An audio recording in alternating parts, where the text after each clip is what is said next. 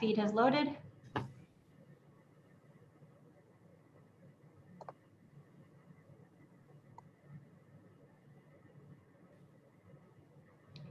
Mr. Chairman, we're live on YouTube. Okay, great. Well, thank you to our staff and members of the public who are joining us. Appreciate your patience. We've had some technical difficulties this morning, and so I think we've got those solved, and we'll keep moving forward. Appreciate everyone who's joined us today. I think we have at least 15 folks who have signed up to give public testimony on these two bills. I think as we the old rules, all the rules still apply, of course, that decorum and how we work the committee, always address your comments through the chairman. So it's never back and forth between witnesses or members, those kind of things. I think the other thing, probably just in this Zoom world, is probably stay muted all the time until you're ready to speak. And, and generally, we have a smaller group, so we just put our hand up, for these oral votes, all in favor. We don't say aye. It'll be raise your hand in front of your camera, those kind of things. So people out there, you'll be able to clearly see and count those votes as well. And I've had a couple one member leave a vote with me, Representative Roscoe, because he's going to testify on another bill in corporations. So if he has to leave to go testify on a bill in Senate corporations, he'll do that. And then I just remind all of us, panelists and legislators and staff, when we go on a break, make sure and mute your mic and stop your video, and LSO will put those up. Put it up on the screen. And I think, as much as anything, just, I guess the last thing, no paper, right? We're in the paperless world. So if you do have handouts, those kind of things, just email them. You could email them to me or the entire committee. It would probably be the easiest, and get those things out. So with that, members, is there any other announcements or anything I've forgotten? Just kind of rules of the road here as we get going. And with that, I think we're ready to take the roll. And is that going to be Ms. Nord or Ms. Talbot? Good morning, Mr. Chairman and committee. I'll take roll call now. Representative Baker? Here. Representative Gray? Here. Representative Hallinan? Representative Hallinan? Here. Definitely here. Yeah. Representative Henderson? Here. Representative Jennings? Here. Representative Roscoe? Here. Representative Sweeney? Here. Representative Yin? Here. And Chairman Harshman? Here. Okay. Mr. Chairman, we have a quorum. Thank you very much. And I'd just say to members of the public, I've had some questions. We're going to do these. So we're in our normal kind of standing committee in session type meetings. So we don't have, like an LSO attorney right here with us. And so we want to make sure any amendments, those kind of things are really clear. And as we move forward, so we're going to have our one meeting today. We're a Tuesday, Thursday morning meeting committee. And so we'll finish up today. The Monday, Wednesday, Friday groups will be going tomorrow, and there's Thursdays because some of the Senate committees overlap. Then when we go into our 8-day session, these House bills in, if they pass this committee, they'll be on general file, and then there'll be 3 days. We'll go through that process. There's an 8-day session. They'll cross over.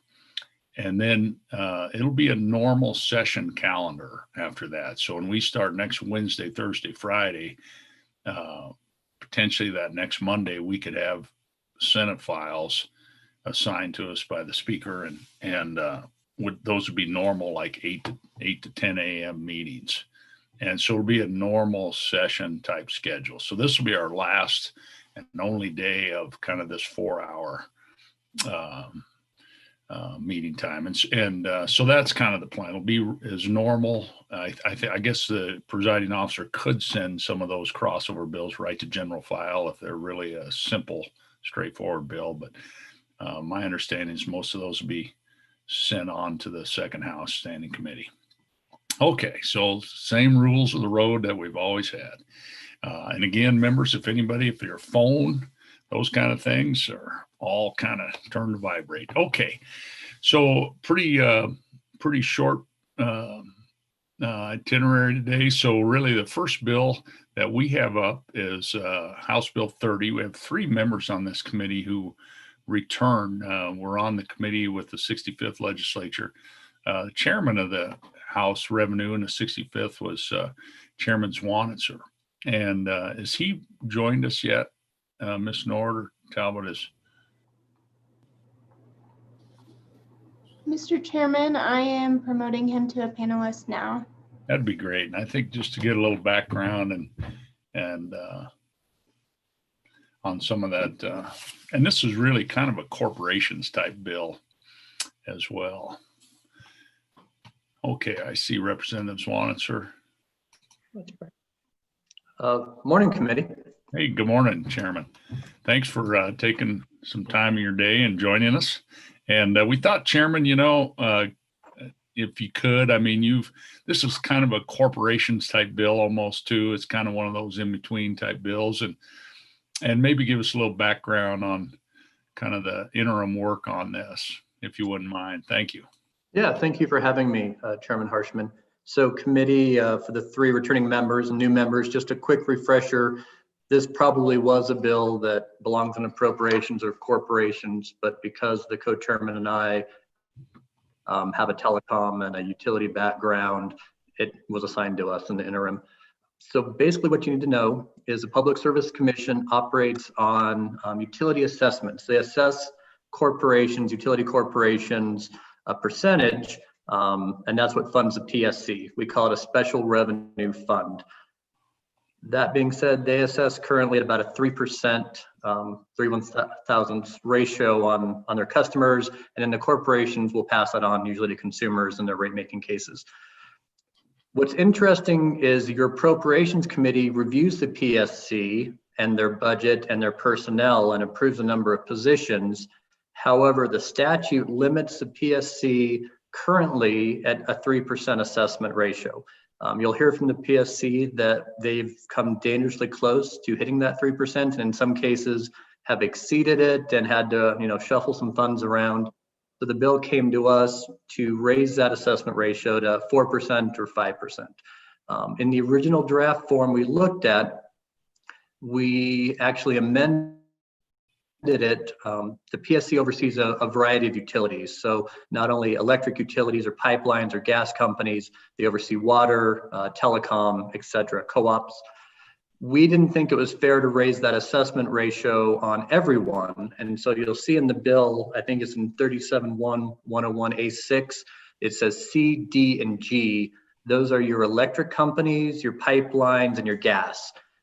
If you talk to the PSC, and I'm sure they'll testify, that's the majority of their workload, that they're having to put in a lot more hours, rate making cases, staff time and work and effort on those 3 utilities, not so much anymore on telecom or municipal water, which historically took a larger burden on their agency. You'll remember lots of rate cases you've probably heard about over the past 2 years, primarily in the electric utility world. And so what your interim committee did was amend that to say you can go up to 5% on electric, gas, and pipelines, but that 3% assessment ratio will stay the same on water, on telecom, and cooperatives. A question before you today probably is whether the largest electric cooperative, Precorp, which is in the northeast part of the state, should be included or not in that higher assessment. You'll probably hear from the PSC, and this was a bill 6 months ago, that they could maybe make do with 4% for a couple of years, but your interim committee said, let's go to 5. It's up to that number. So they're not automatically charging a 5% assessment. It's going to be the 3 unless they exceed it. And so they have the authority to exceed it. Once again, this is all subject to appropriations review, corporations review, et cetera, when we talk to the PSC. So certainly nothing nefarious going on here, but the statutory cap for special revenue to fund the PSC is, they're asking to raise it up to 5% if they need to hit that threshold. And I'd be happy to answer any questions, but I know there's other people to testify who can get more in depth on some of those. Okay, very good. Members, any questions of Chairman Swanitzer? I'll start Representative Gray and then Representative Sweeney. Thank you, Mr. Chairman. Chairman Swanitzer, appreciate your background in this, and my question is by no means my question, I appreciate you and respect your background in this. My question is more conceptual. I mean, we got the fact sheet from Mr. Petrie last night, and so it looks like under current projections, it's a 11 to 13% reduction that they're thinking they would have if this didn't pass. And I guess my question is conceptually, I mean, that's what most agencies have taken. It's been up to 15%. Some have taken more. And so why shouldn't the PSC take the same reduction that most agencies have taken in the state of Wyoming here in this economic climate? Thank you. Go ahead, Chairman, do you want to? Sure, just quickly, thank you, Mr. Chairman, Representative Gray. And I think that is certainly a valid concern. It is difficult in this situation, a couple reasons. They are in a special revenue stream, and they have complied, from what I understand, with the furlough initiative and several of the other cuts alongside the governor's recommended on the general fund. And so they have tried to comply. It is interesting that appropriations officially reviews the agency and their positions. And I guess if we don't raise this cap, we would force them to either reduce staff, because as I'm sure they'll testify, 80% is personnel from this number. So you can force them to ratchet down, but because this is a special revenue stream, they were originally looking for the authority to raise that to continue to fund operations. As you may remember, this last interim, the governor actually took money out of his accounts that we give him for emergencies to help fund additional personnel for one of the largest utility electric rate making cases. And so I think that shows the need that the Public Service Commission has for, in that case, it was a contract to bring more experts in to get through Pacific Corp's rate case. And so I think the need is there, would be my argument. And I think they can testify that the workload is actually increasing at the same time that the revenues are decreasing. But that's certainly a valid argument. Okay, thank you. Representative Sweeney. Thank you, Mr. Chairman. So when you say 5%, it's actually 5/1000ths of a percent. Is that correct? Yes, Mr. Chairman. Generally, conceptually, that's correct. And again, I'd remind you that when you read the bill language, it's that 3%, but they could exceed that up to 5% if needed. So we're not raising it automatically to 5 on electric, gas, or pipelines. It's only should the PSC exceed that 3%. And that would assume that appropriations keeps the number of positions and funding levels where they are. If appropriation says, hey, maybe you do need more staff, and instead of paying contractually for experts to come in and help you, you could hire someone internally and may save the state money, that movement up to 4 or 5% would be beneficial. And a couple of follow-ups, Mr. Chairman. So the additional workload with the good work that you did in this last session on carbon capture and that also has now been shifted over to the Public Service Commission. Is that correct? Go ahead, Chairman. Mr. Chairman, Representative Sweeney, that is correct. I did bring, I think, 2 pieces of legislation in the past year that increased the workload of the Public Service Commission. You'll see there are actually 2 other bills and corporations this interim that, if passed, will increase the workload of the Public Service Commission. As even members of this committee are aware, electric rates are the new hot button issue of the Western US, and everybody wants cheaper power. and it's what drives our economy. And so we continue to put more and more on the Public Service Commission than I remember in my 16 years. In the past biennium, we have increased our workload as a legislature. I'm personally guilty of that with that carbon capture House Bill 200 I brought, but we are asking them to do more than ever with the same amount of resources. Thank you. And one last question, Mr. Chairman.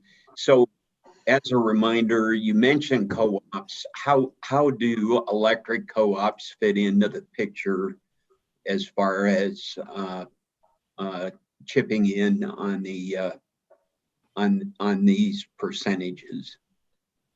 So Mr. Chairman, Representative Sweeney, you'll see in the bill draft, utility section of statute is really long. So you'll see C, D, and G cover electric, gas, and pipelines. We did, if you'll remember, have a pretty good conversation about Precorp, the largest co-op electric utility. And that makes a significant difference if they're included, right? They control most of Northeast Wyoming. But otherwise, the standard co-ops are still at 3%.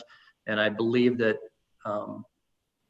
the committee can choose, and you can hear from the PSC on what their workload is with Precorp as the largest co-op utility, whether or not you can make the decision as policymakers now if they should be included in that increased threshold, if warranted. Right. Okay, very good. Did Representative Jennings? Thank you, Mr. Chairman. Representative Swanser, could you touch a little bit more? You said that the revenues are decreasing for utilities. Could you touch a little more on why that might be? It seems like more people are at home and might be more consumption. Could you touch a little more on that? Thank you, Mr. Chairman. Chairman? Mr. Chairman, Representative Jennings, I probably don't want to issue a scientific explanation. I have gone into the PSC and reviewed their earnings and their assessments, and just over time, it has been decreasing. Besides, the electrical consumers, electrical utilities are probably taking, I would say, up to about 80% of the Public Service Commission's time, but these are all rate cases that come before the PSC, and we like to save ratepayers money. But in saving ratepayers money and decreasing costs to them, the assessment value that the PSC charges to fund themselves decreases. But I know the PSC is on, and they could talk about specifics why that income is decreasing. Thank you. And Mr. Chairman, with some of that too, I think, is this whole cell phone issue moving from voice to data. Maybe talk about that a little bit, or certainly, Mr. Chairman. Jennings' question. Well, telecom deregulation and in corporations, we have the Telecom Act is up for renewal next year. But certainly in the last 20 years, as telecom has gotten more and more deregulated, and we've totally deregulated Zone 1 in the corporations world, that's your cities basically. The PSC doesn't have the same level of oversight or involvement, and therefore revenue coming in regulation. So as we've actually done a good job of government deregulating, as a Republican, in my view, that has led to less funding coming into the PSC. Okay, thank you. And, a couple of members who are Representative Roscoe and Representative Hallinan, you heard all this through the interim. Any other comments? And then I thought we'd go to the PSC I didn't know if you two gentlemen wanted to address this. Okay, that's fine. If not, I just want thank you. Thank you, Mr. Chairman. I do have a question about, I think one of the reasons their workload has increased is regionalization initiatives, and I don't really understand all of that. If there's a brief answer to that, Representative Swanser, that would help me. Thank you, Mr. Chairman. Okay, Chairman. Thank you, Mr. Chairman. The honest answer is there is no brief explanations in utility law. So I would defer that to the PSC, but I do think regionalization and the efforts that the legislature is bringing forward to try to continue our electrical utilization of coal has put a lot of spotlight on the PSC and a lot more work on several of the pieces of legislation we've brought forward over the past 2 years to promote the PSC to be quasi-judicial, quasi-legislative in making some of these decisions and requirements on our utilities throughout the state that have to have PSC approval or support. The PSC is more important than ever to Wyoming. And you'll see in a lot of other states, they actually elect their PSC commissioners. Wyoming is still appointed by the governor with Senate confirmation. Okay, very good. Thank you. Any other questions by the committee? Representative Gray. Thank you, Mr. Chairman. Chairman Swanser, I did have one other. I wanted to ask you about the decision to not sunset this. I mean, it basically says permanently that they can go up to 5,000 gross Wyoming retail revenues. So, I mean, pretty much, I mean, it's one thing to say, you know, for the current biennium, the situation we're in, but it says it pretty much permanently. They're going to be able to go up to that level to match the budget that I guess appropriations set. So, I mean, I just wanted to ask about that and also make sure that they're capped by what appropriations sets, or can they go up to 5,000s at their total discretion?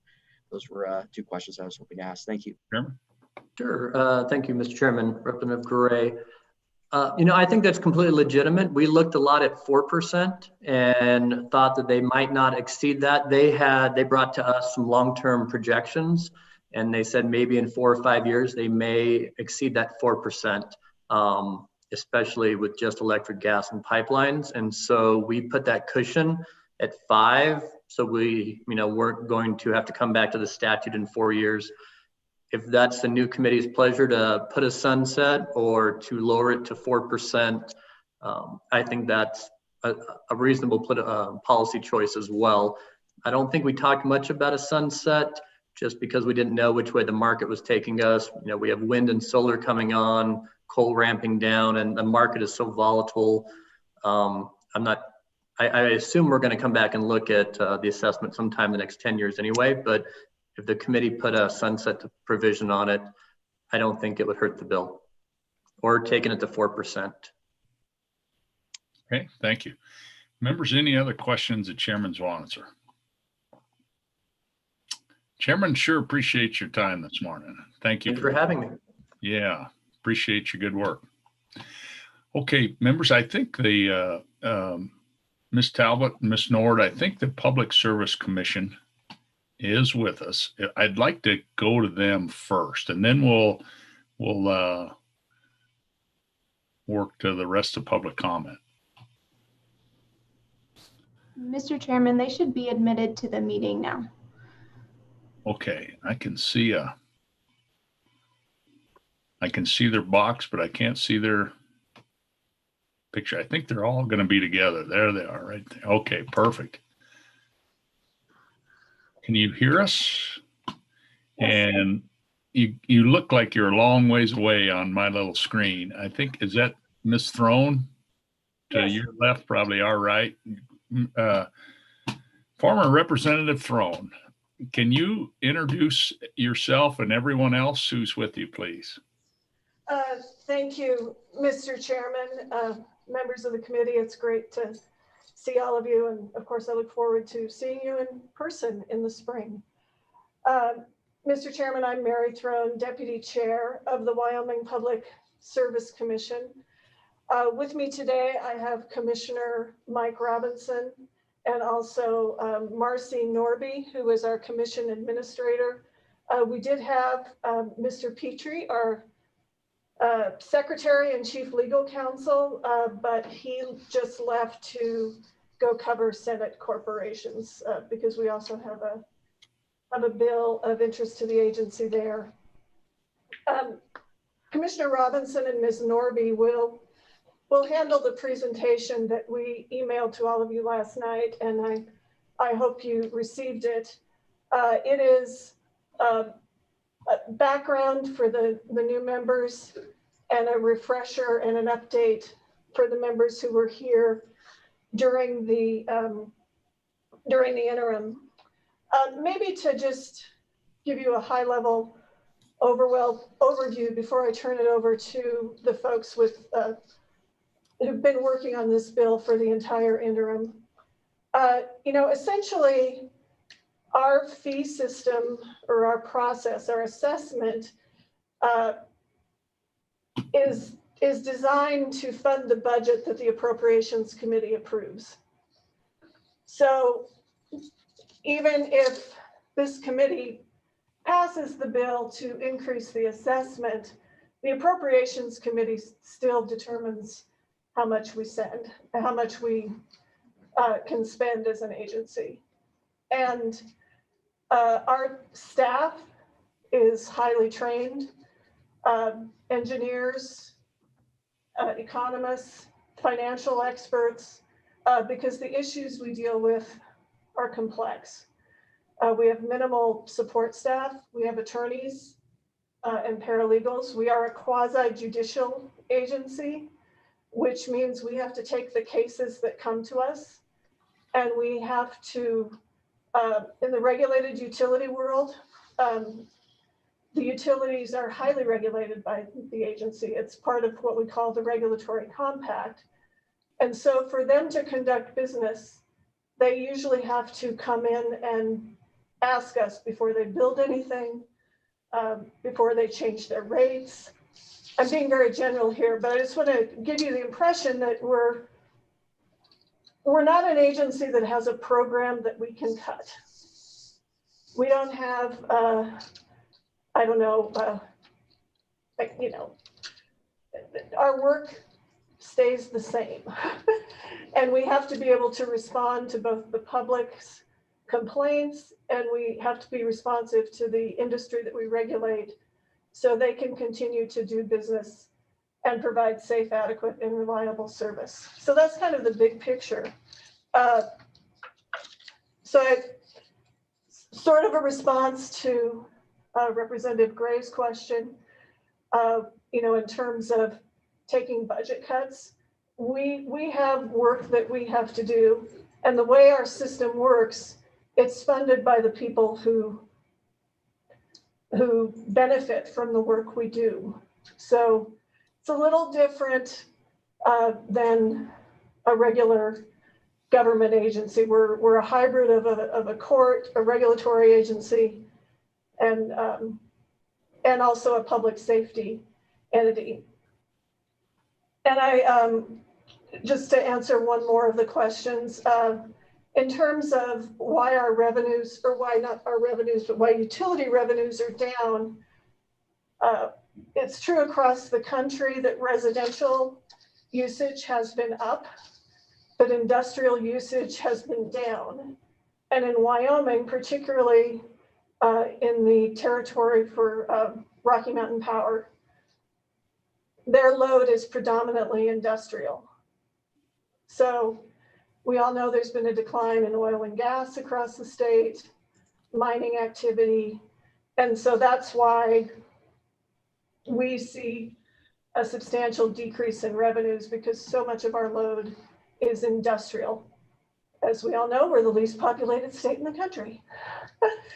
So with that little bit of background, I think I should turn it over to Commissioner Robinson, and he'll walk you through the presentation, and then we'll all be available for questions at the end, unless you want me to take questions now, Mr. Chairman.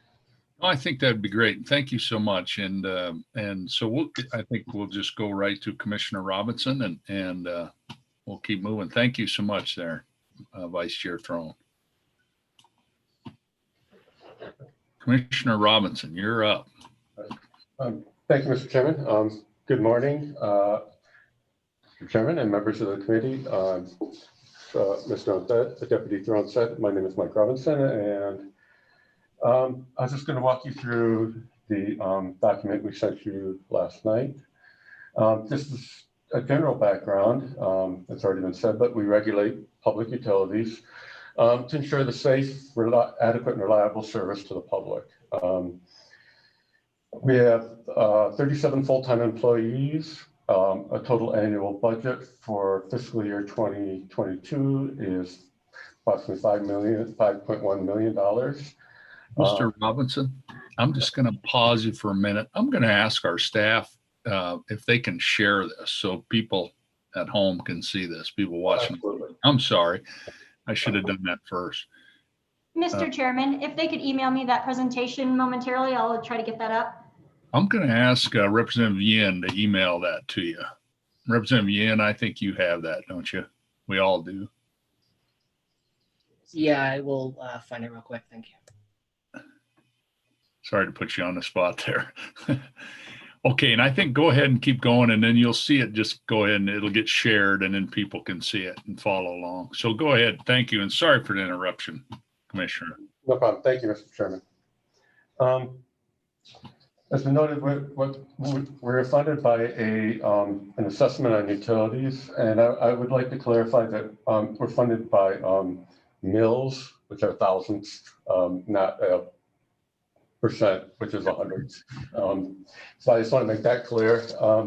So currently, statutorily, we are capped at 3 mills of each utility's gross intrastate retail revenues. As Deputy Jones mentioned, once our budget is set, we assess a utility level sufficient to fund the budget. As for fiscal year 2022, largely because of effects of COVID and the continuing decline in load for industrial, we are currently forecasting a decrease of at least 11.3% to 13.3% in gross interstate retail revenues available for our fiscal year 2022 budget. The preliminary reports from utilities indicate that there's going to be a significant decrease in revenues. I would note that that forecast is through August of 2021. So we will still have a few months of 2021 yet to account for. There's a lag in our budget. So the gross revenues from 2021 will fund our fiscal year 2022 budget. A decline has also happened because telecommunications revenues are decreasing because of the reallocation between voice and data service. And we only assess the basic voice services. I can give you a specific example. Verizon recently reduced their gross interstate retail revenue allocation. In June of 2021, for ComNet Cellular, for example, which is a Verizon subsidiary, they had a little over $2 million in gross interstate retail revenue. After the reallocation in September, that was down to $871,000. So that is a 70% decrease in interstate retail revenue. Commissioner, can I just interrupt you for a quick question on that? Absolutely. And so we're talking about basically cell phones and I guess just to put it in layman terms for people watching and for all of us on the committee, I mean, really it's more data. And is that more of a federal regulation, whereas the voice is under the Public Service Commission? Is that what we're seeing, this migration of people using more data and less voice? Is that what it is, or?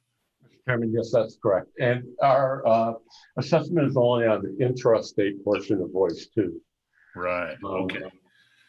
So yes, I mean, I think as we all have experienced, there's an increase in texting, communication by apps, and people are just relying less on voice. That's been a long-term trend, and it doesn't show any sign of slowing down. Okay, thank you. Thank you, Mr. Chairman.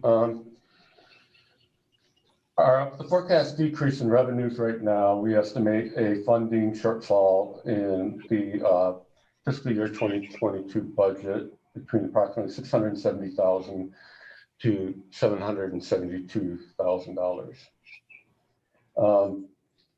To cover this shortfall, using the proposed bill, we would have to max out at 3 mills those entities such as water, the non-rate regulated REAs, and the telecoms at 3 mills.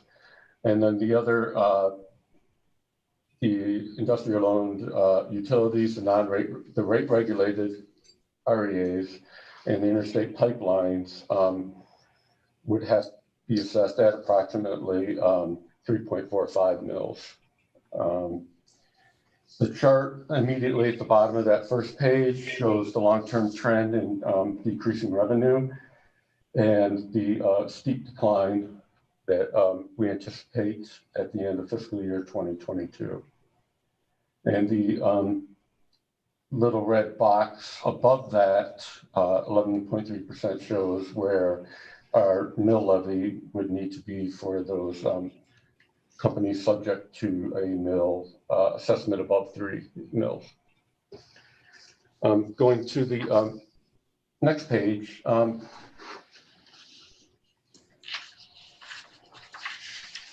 So without an increase in the decrease in gross interstate revenues has significant impact without increasing our ability to increase the assessment.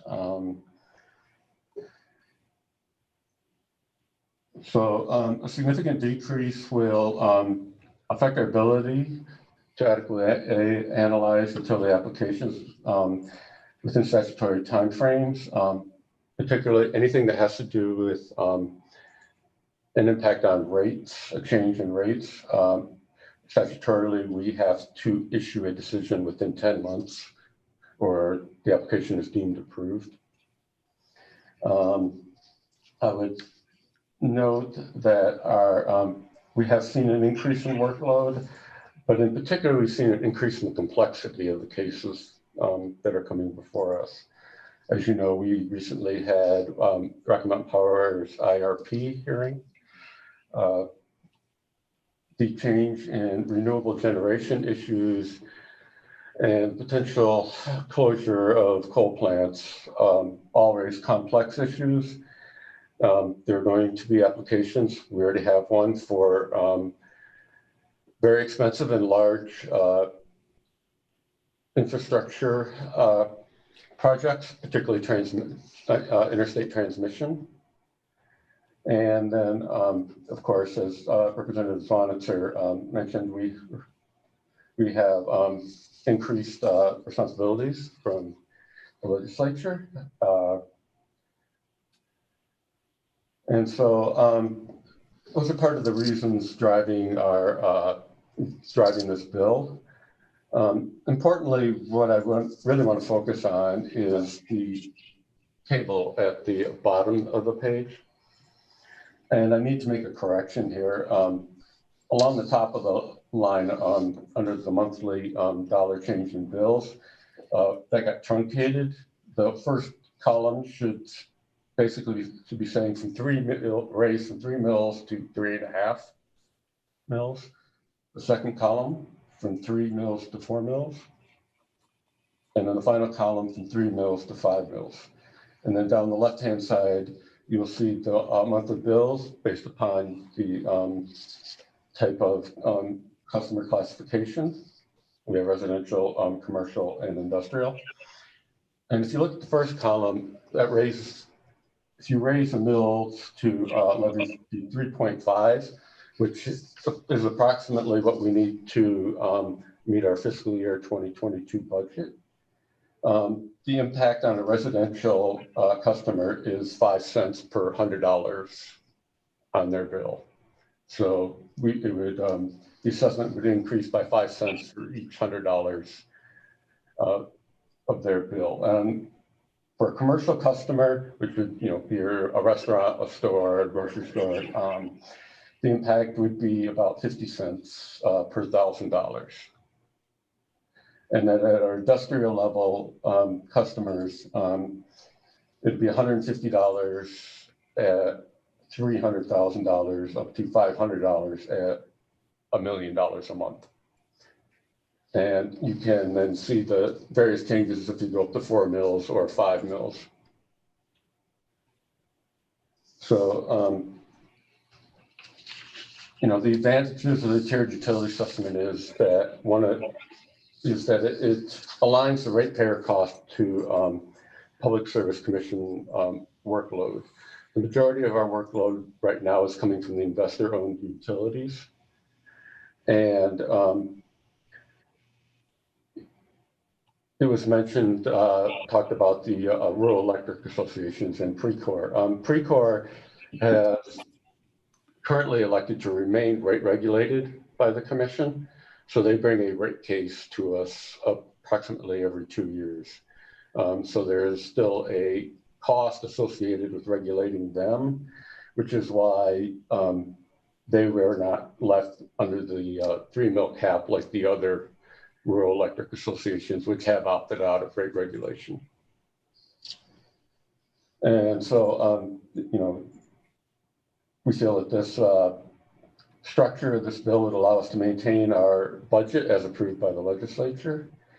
And furthermore, it would allow the legislature to maintain its authority over our budget level amount.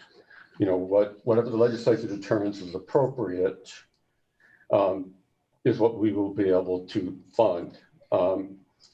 If we can't raise our mill above 3, then what we can fund is determined by the fluctuations, the annual fluctuations in utility revenue.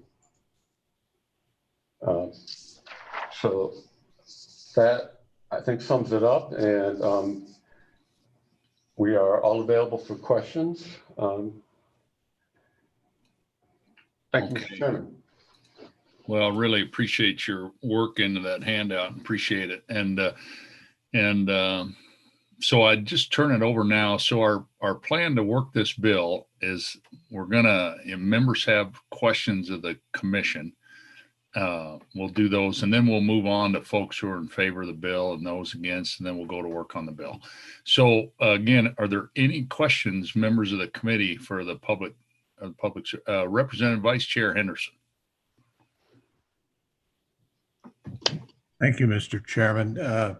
I just wondered if, from the perspective of the commission, you might share with us your thoughts regarding the application of a sunset in terms of, you know, the potential view of that from, you know, from the other side of, you know, of your desk in terms of, you know, the people who come to you. Hey, Representative Vice Deputy Throne or Commissioner Robinson, Ms. Norby, who wants to take that? Mr. Chairman, Representative Henderson, I think from my perspective, of course, the agency would like certainty of, you know, being able to plan our budget and know that we're going, if necessary, we can, going forward, be able to adjust the assessment as needed. But on the other hand, I also understand that the purpose for a sunset provision and giving the legislature the flexibility to come back and review a situation. Good, Representative Gray. Thank you, Mr. Chairman. I just wanted to ask about, you know, I'm a little concerned about the way this is worded, that you are indeed capped on what you spend by the appropriations bill. But, you know, I question a little bit if you're capped on increasing the assessment amount above what appropriations limits you to spend and then putting the rest in reserves. So I guess my question to you would be, do you feel you have the power to do that under this bill? And if not, why? Like, what's the language in there? Because to me, I'm not seeing it. It says that if the amount's insufficient, well, you know, you could still set a assessment amount above that and keep the difference between what appropriations legally requires you to spend and the assessment in reserves. Thank you. Commissioner? Mr. Chairman, I would have Ms. Norby answer that question. Sure. Okay. Thank you. Mr. Chairman, that language in the statute refers to at the end of a biennium, what we do when we calculate what our assessment will be for the first of the biennium, for the next biennium. We take our excess cash. If we have anything left over as far as what our funding mechanism produced, that goes to reduce the first year of a biennium, what our budget would be. So it's the ratio of the budget over the gross intrastate retail revenues. So if we have excess left over from that previous biennium, we take that and reduce what we have to fund for a budget. And that's how the mechanism is required to work. And Mr. Chairman, can I follow Go ahead. up? Sure. Mr. Chairman, Representative Gray, I think there's something that was covered in our presentation that I just want to emphasize. There's a lag. So the revenue that our fiscal year 22 budget is based on is calendar year 20 annual revenues. And so, you know, that's what the assessment's based on. And as Ms. Norby pointed out, the assessment is set based on the budget.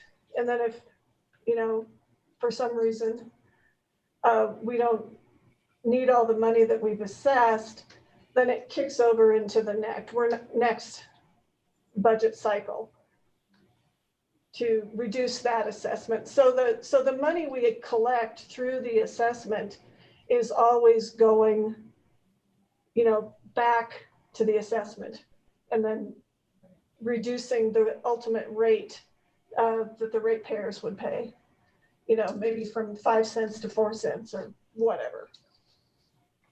Okay, very good. That does. Okay.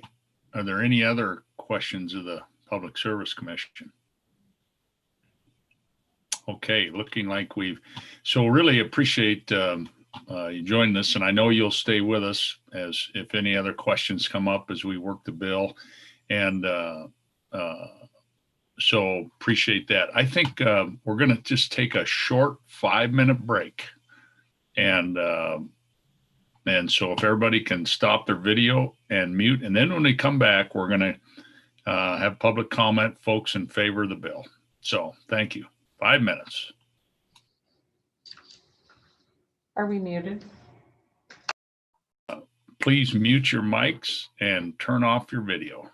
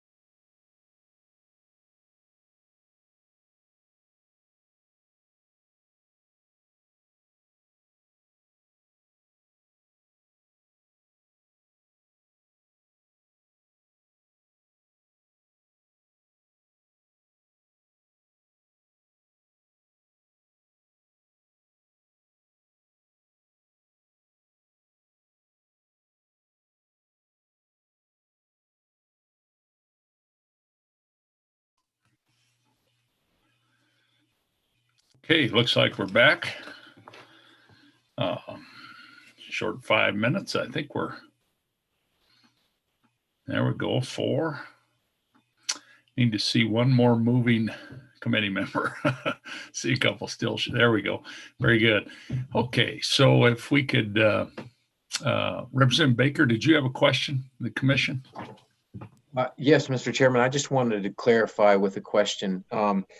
Is it right that based on the table and based on testimony that an increase from 3 mills to 3.5 mills is sufficient to cover the agency's budget for the next biennium?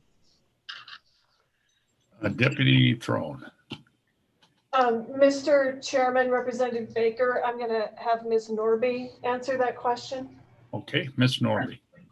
Thank you, Mr. Chairman. For this projection, yes, but we don't really know what reality is. This is the indication that we have gotten from utility companies based on the end of August of 2020, what they were seeing for calendar year 2020 versus 2019. Say 11 to 13% reduction.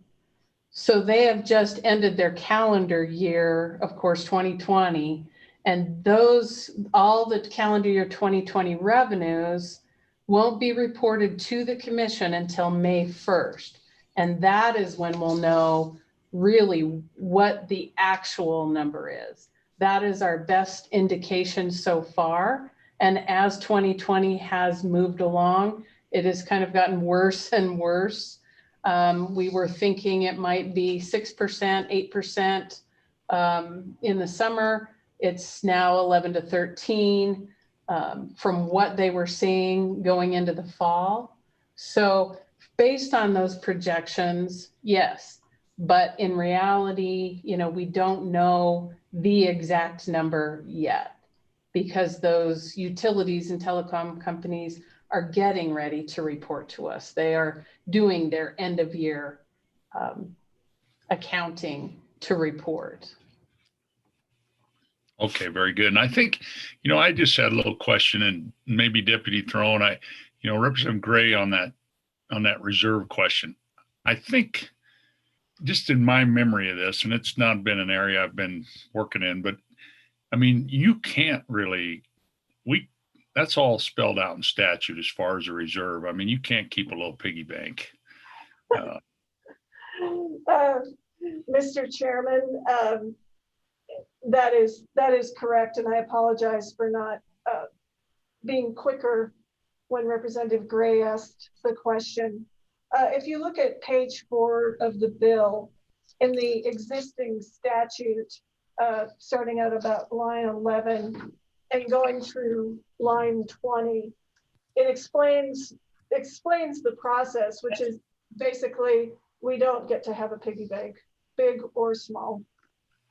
If in the first half, everything is carried over to the second half, and then it's carried over to the next biennium. So we don't have the ability to build up a reserve account in the statute. Every penny of assessment is going to go into this. Yes, Mr. Chairman, that's correct. Yeah. Okay. It just may not be in the current biennium. It may go So over. you can't, okay, I'm sorry. And so you can't charge, if this bill's successful, you couldn't charge a 5% and build up a $10 million piggy bank for someday if it gets worse or something. Mr. Chairman, no.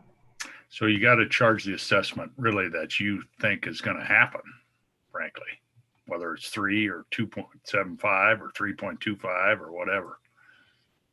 That's correct, Mr. Chairman, and that's the way it's always been done. Yeah. Okay, very good. Any other questions by the committee of the commission? Okay, we're going to move on now to, and I'm going to ask our LSO staff, Ms. Nord, Ms. Talbot, if you can enter folks as they've come in, and we'd like to hear from folks who are in favor of this bill. And then we'll move to folks if there's any against the bill. And and then any final comments, and then we'll begin working the bill. So.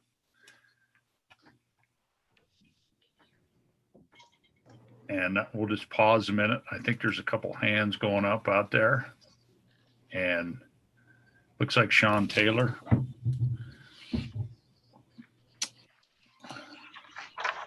Thank you, Mr. Chairman. Good morning, Mr. Taylor. Thanks for joining us. Good morning. Thank you. Good morning, committee members. My name is Sean Taylor, Executive Director of the Wyoming Rural Electric Association. Just want to let you all know that we are in favor of this bill. And first, I want to apologize to the commission. I sent a short amendment to the committee this morning, and between corporations I got on this screen and you, I didn't have a chance to get it to the commission in a timely fashion, but I did send it to Mr. Petrie this morning, but I understand he's off dealing with corporations. So again, in favor of the bill, but would like to offer an amendment and explain the amendment. And it has changed just a little bit from what I sent you all just this morning. On page 4, line 4, after the word utilities, we would suggest inserting the words eligible for exemption and choose to opt out. So add those words and then delete the word exempt.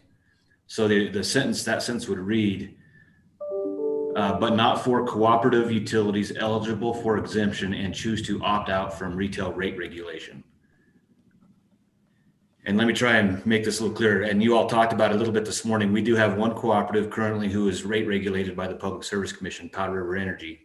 And it could be in the future, could be in the near future, could be in the longer term future that they may become eligible. Well, they are eligible to opt out if they are below 2 billion kilowatt hour revenues for the previous year. We had to, and I apologize. Like I said, I threw in a couple extra words, but Powder River could reach the point where they fall below the 2 billion kilowatt hour sales, and therefore could choose to opt out from the Public Service Commission for rate regulation, like our 10 other cooperatives have done.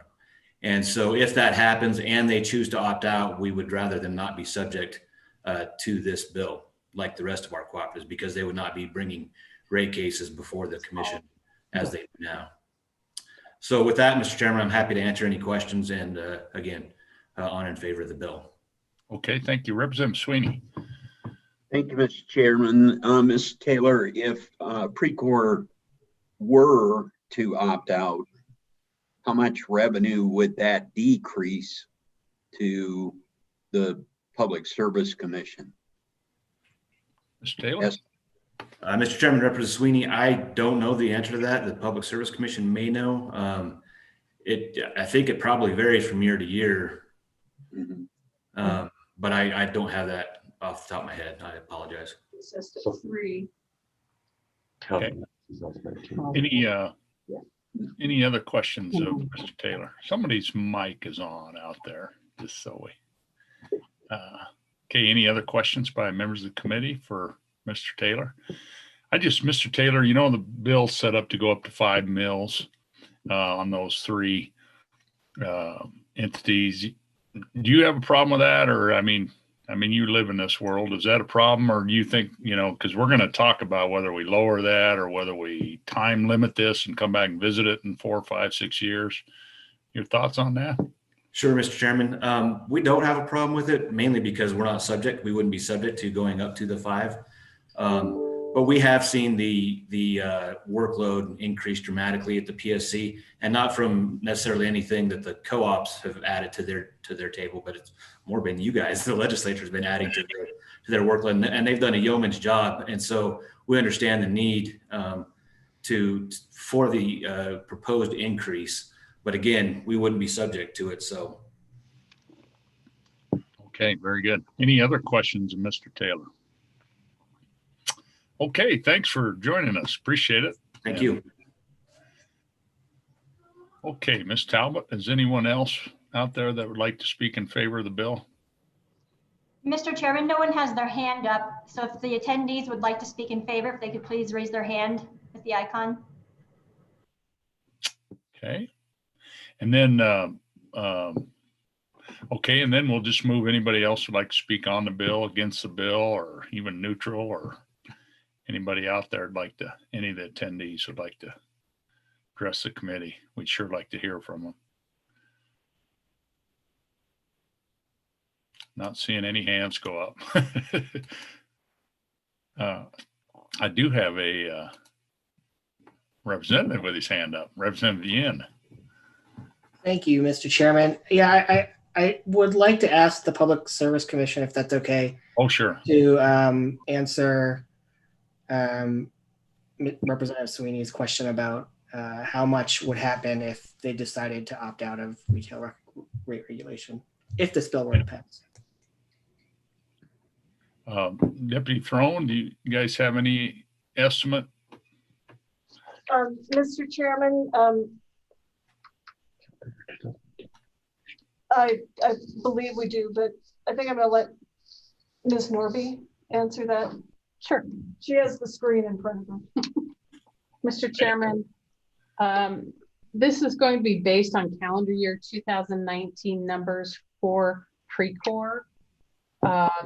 If they were assessed, let's just say the assessment was over that at our current projection in this presentation at the 0.00345. They in 2019 made about 100 or had gross intrastate retail revenues about 166 million. It would be a difference of about $75,000, to the PSC budget. If you just said, if they were assessed at the 3 mills, it would be about 500,000. And if they were assessed at the 3.45 mills, given that revenue, it would be about 575,000 approximately. Does that answer the question? Does that take care of you, Representative Yin? Okay, very good. Mr. Okay. Chairman, as you know, I don't do math on the fly. Yeah, no. Very good. Okay. Ms. Talbot, any other members of the public that would like to testify on this bill, for, against, just comments, add to the committee's knowledge of this? We'd be appreciated. Don't see anybody's. I'll pause a little bit because it's make sure everybody a little time with this format.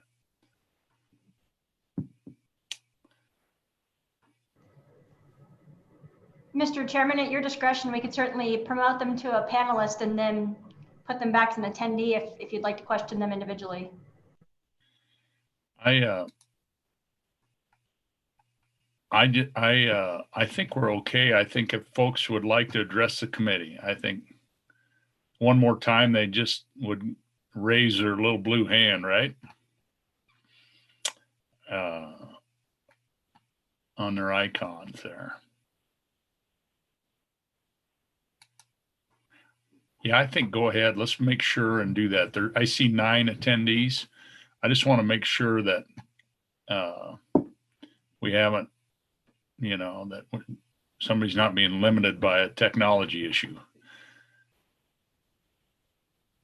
So we'll pause a minute while you do that. Mr. Chairman, we'll just let them in one at a time. Okay.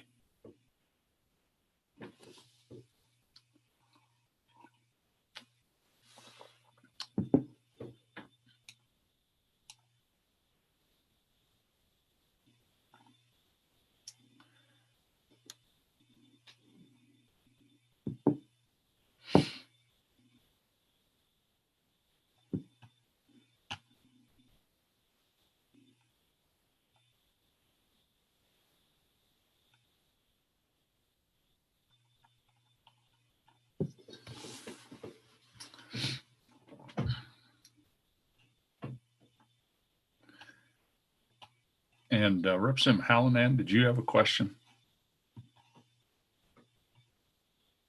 I think you're muted, Representative Hallinan.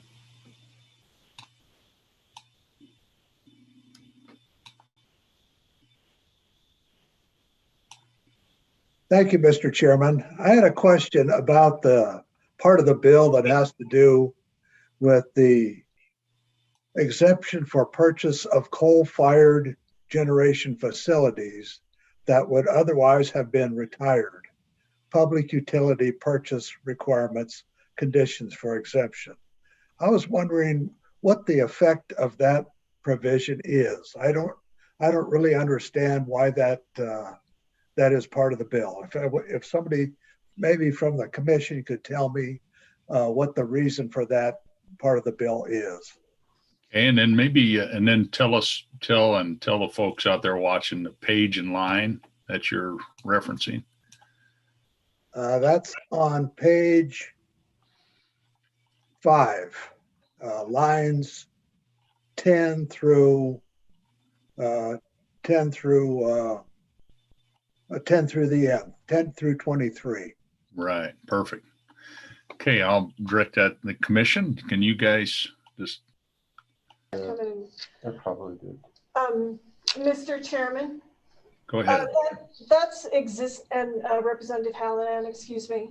That is existing language in the statute that I believe was part of Senate File 159.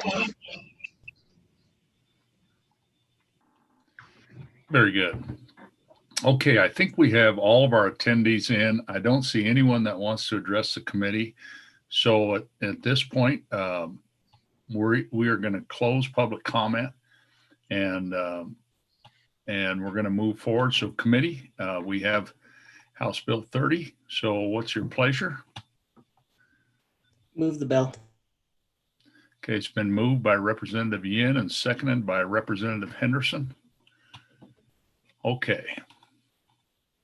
I'm going to scroll to the top. Let's start working down through the bill. Members, if you have more questions as we work for the Public Service Commission or other members or those kind of things, certainly do that. Let's start working down through the bill. Any amendments on page 1? And I'll just scroll this bill page by page. And so page 2. And then I'm pausing to look over and see if any of you have your hands up. Okay, I'm going to keep moving on to page 3. Okay, Representative Gray. Thank you, Mr. Chairman. Got a couple amendments on page 3. I was trying to figure out the order I want to do them. Did you get that email I sent with the first one? I sent it in the break to the revenue. Yeah, just opening it right now. I just opened it. Page 3, line 20. Yeah, let's go ahead and if possible, I guess we'll start with that one. Do members of the committee have this? I just want to pause just a sec. So that was emailed to the committee at about 9:51. Mr. Chairman, would you like me to share it on the? That'd be great. If you could share that, Representative Yen.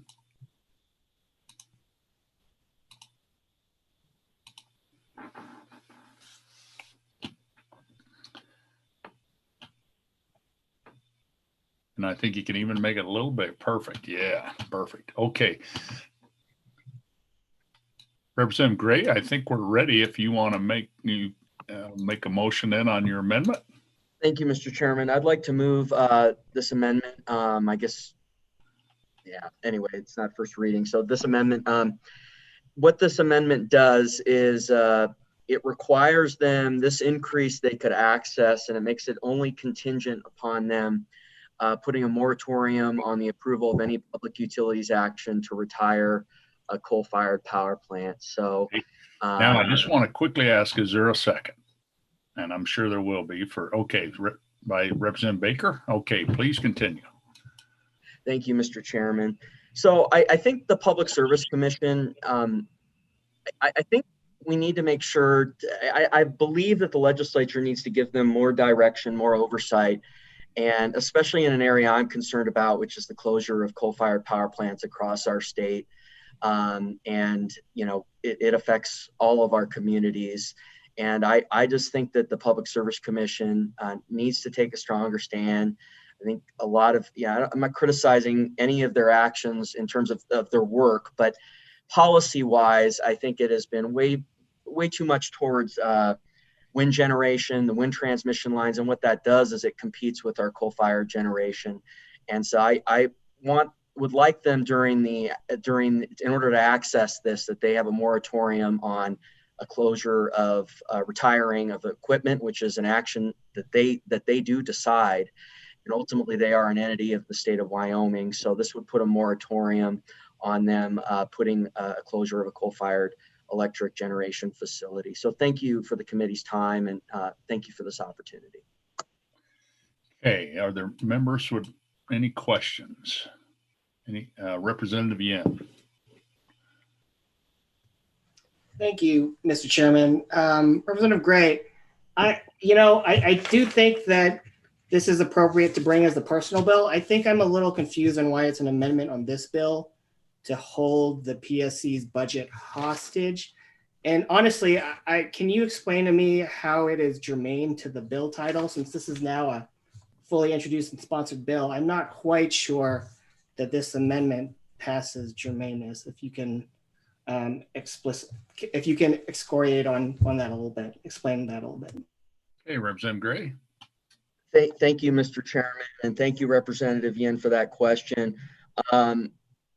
I do think it's putting a stipulation on the increase. So I think that we have the ability to do that. I mean, the increase is in the bill, it's in the bill title. And so we're just putting oversight and some strings attached to the increase. So that would be my answer. I think that, we can have a rules committee on the floor too.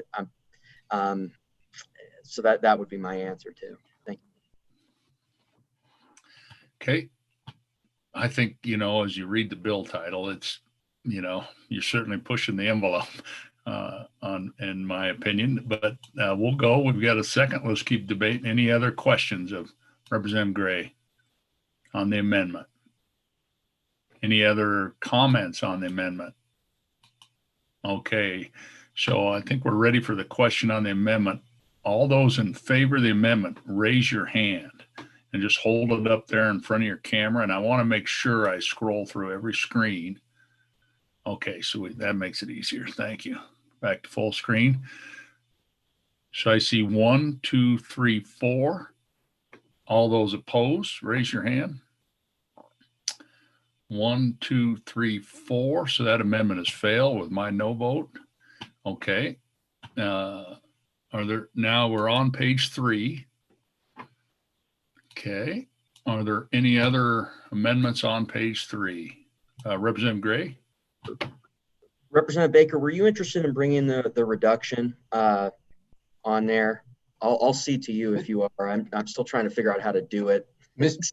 So if you've got it ready. Mr. Chairman, I think that would be on page, on page 4, and we would just on line 2, we would eliminate the 2 2000s, and if my math is correct, it'd be 5 10,000s. Is that the way you'd do that?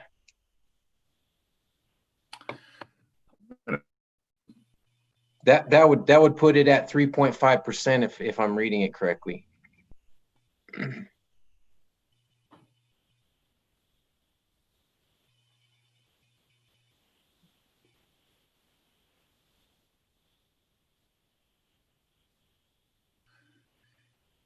So you want to, on line 2 on page 4, reduce that?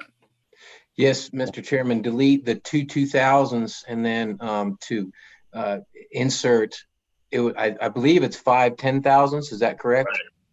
Add another 0 and a 5 in there, right? Putting it at 3.5%, I think. Total, yeah.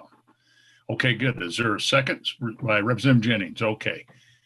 Okay, go ahead, Representative Baker. Any more discussion? Mr. Chairman, I think just along those lines, the discussion has been that this should be incorporations or appropriations. Maybe this is just a placeholder for us as a committee to move the bill forward so that they can have the confidence in their budget for the next biennium. but allowing us as a legislature to come back and revisit this and in the future, because we all know that the environment right now is hopefully not what we're going to be dealing with in 2 years, good or bad. Okay. Any further discussion then? Representative Sweeney.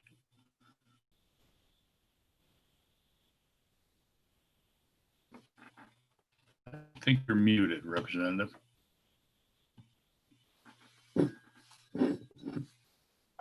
I would urge thank you, Mr. Chairman. I would urge a no vote.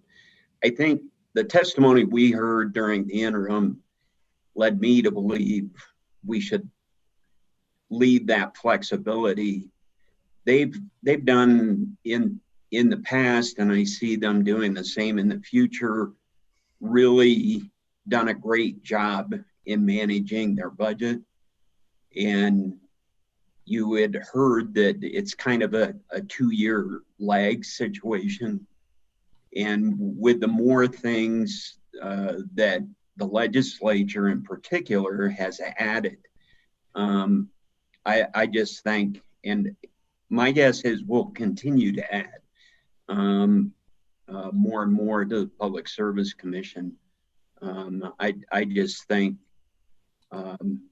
it's not that they're immediately, I don't believe from the testimony I heard during the interim, I don't believe a bit that they're just going to jump right up to the five mills. So I'd allow flexibility myself. Thank you. Okay, any other discussion on the amendment? Okay, seeing none. All those in favor of the amendment, please raise your hand up in front of your camera. Okay, I count 1, 2, 3, 4. Okay, all those opposed, raise your hand. 1, 2, 3, 4. My no vote, that amendment has failed. Okay, we're still on 4 still. Other amendments on page. Representative Hallinan. I would move that I would amend this bill by having that part in line 2 read 1 1,000th instead of 2 1,000ths. So the max would move up, and that's seconded by Representative Baker. Would move to 4. Okay. Any further discussion? Mr. Chairman, just to make sure I understand what I'm voting for. So this would put the max at 0.004 or 0.004 instead of 0.005, right? Correct. And so that line on line 2 would be 001. Thank you. Add to the 3. Is that correct, Representative Hallinan? That's correct, Mr. Chairman. Okay, Representative Hallinan, go ahead. Can I give my reason for it? Yeah, please. I think this gives adequate room for a possible increase in the revenue that is required by the commission, and I think that's the main reason. I think it gives an adequate buffer above the amount that is the 0.35%. Thank you, Mr. Chairman. Okay, very good. Any other comments, questions? Representative Baker. Thank you, Mr. Chairman. Just briefly speaking on this, I want to speak in support of it. I think it is appropriate. As a freshman way back when in 2012, one of the pieces of advice that I was given was to try to work bills so that you can support them. And I think that's important to me. I think at this level, I could probably support it, but giving the extension to 5%, I don't think I can support this bill. So on and in support of the proposed amendment. Okay, any other comments by the committee? I'm going to support your amendment as well, Representative Allen. And I think and if it's not enough, we'll come back and work it. But I do want to make sure we take care of our commission. It's one of the important public services we have going right now in our state. And so, okay, any other discussion? Okay, all those in favor, raise your hand. And I'll just hold mine to the end. Okay, it's 1, 2, 3, 4, 5. I'm a 6 on that. All those opposed, raise your hand. 1, 2, 3. So that amendment has been adopted. Okay, any other amendments on page 4? Okay, moving to page 5. Representative Sweeney. Thank you, Mr. Chairman. So the suggested amendment, line 4, by the rural electric would read, if I got it down correctly, line 4, we would insert after utilities on line 4, eligible for exemption, and choose to opt out. Right. Is there a second? Is there a second? Okay, I'll second that. Okay. Go ahead, Representative Sweeney. I mean, I think better clarifies for the co-ops, and we'd also have to strike the word exempt on that same line. But right, and I think Ms. Talbot, do you have that amendment that was provided to the committee? I just want to make sure. Chairman. Okay, and then Representative Sweeney, are there any questions, Representative Sweeney, on this amendment? Representative Gray? Thank you, Mr. Chairman. I'm sorry. I just want to make sure I understand what I'm voting for. This is basically exempting people that are not subject to their regulation. That's the high up level of this, right? Mr. Chairman, in my opinion, the co-ops are basically out, as Sean kind of testified to. But there is evidently a clause in there on the amount of generation, which Precor currently is above that point. So if they fell below, I think this is would better clarify, but it does come at a cost. But I think they're already able, if they fall below that, I think it was 2 billion or 2 million kilowatt. So was my understanding. Just pause for a minute. I'm going to ask the Public Service Commission to come back in and make sure they kind of understand that as well. They're still there? I trust Ms. Talbot. You can pull them back in. Okay, Deputy Throne and Commissioner Ms. Norby, any comments on that? Or, I mean, you understand it obviously and work with it. Mr. Chairman, I believe Representative Sweeney, his statements were correct. Essentially, right now we're talking about Precor, which is a large co-op providing substantial industrial customers in Northeast Wyoming, as well as the more traditional customers you'd find of a co-op. So right now they are rate regulated, but if they drop below the threshold that Mr. Taylor mentioned, it would be their option to be rate regulated. And so I think this is just a clarification that if down the road Precor is not rate regulated, then they fall in that lower tier. Okay, thank you.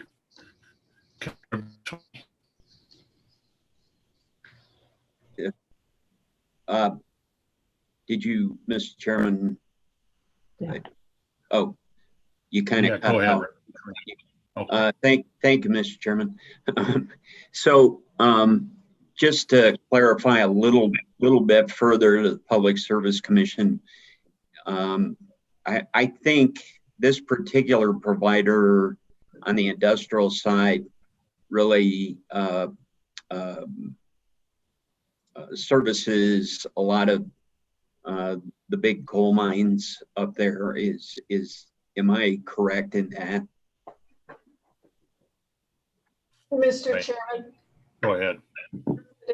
yes, you're correct. Thank you. Okay, is there any further discussion on the amendment? Okay, all those in favor, please raise your hand in front of your camera. All those in favor of the amendment?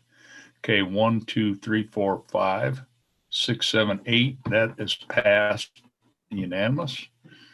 Okay, we're still on page 4. We're moving now. Any amendments on page 4? Moving to page 5. Okay, any amendments on page 5? Okay, moving to page 6. Any amendments on page 6? Representative Gray? Thank you, Mr. Chairman.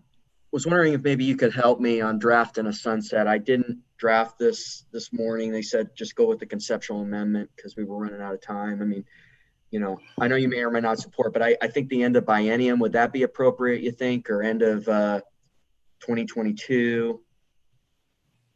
I mean, in terms of budgeting, what would be a good review period? Maybe 2023? You know, I think I guess I was thinking of this earlier, Representative Gray, I would put it out there like 6 years, you know, All right. and put it to like 27. So it'd be a general session type bill. But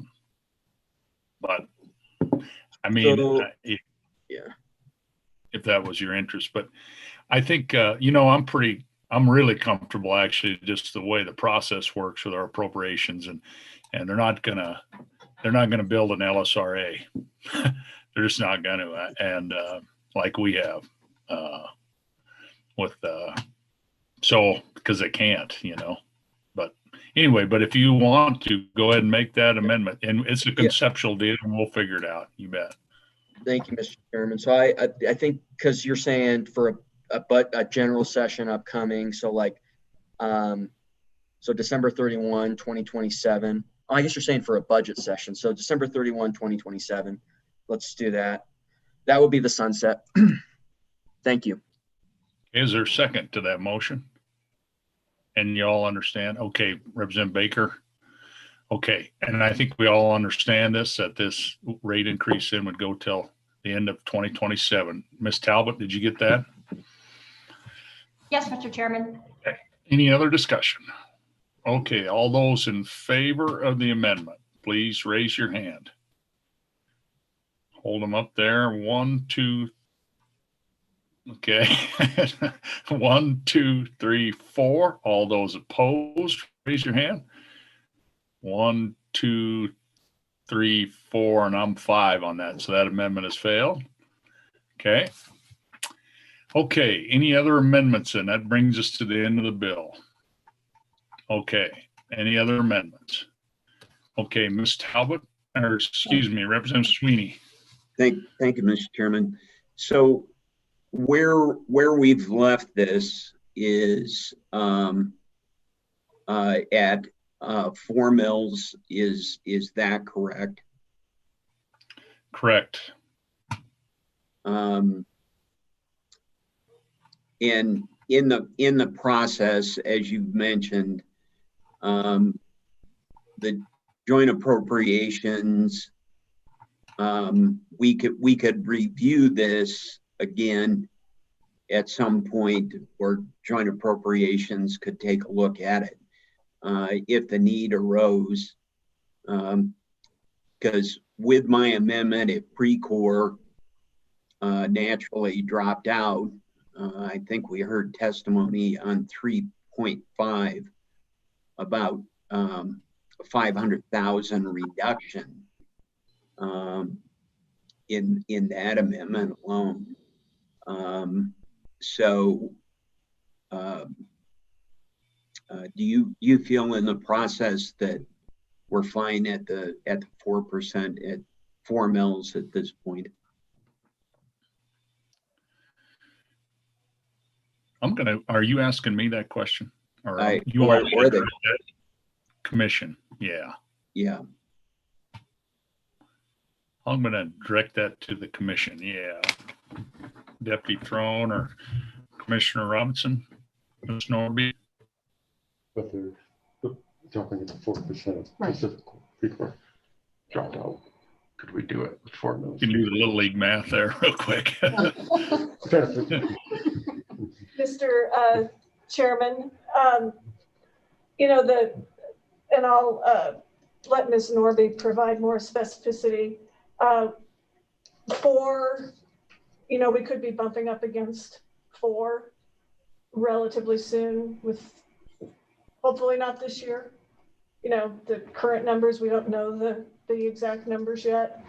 I think that's why during the interim, the agency thought 5 would give us long-term flexibility.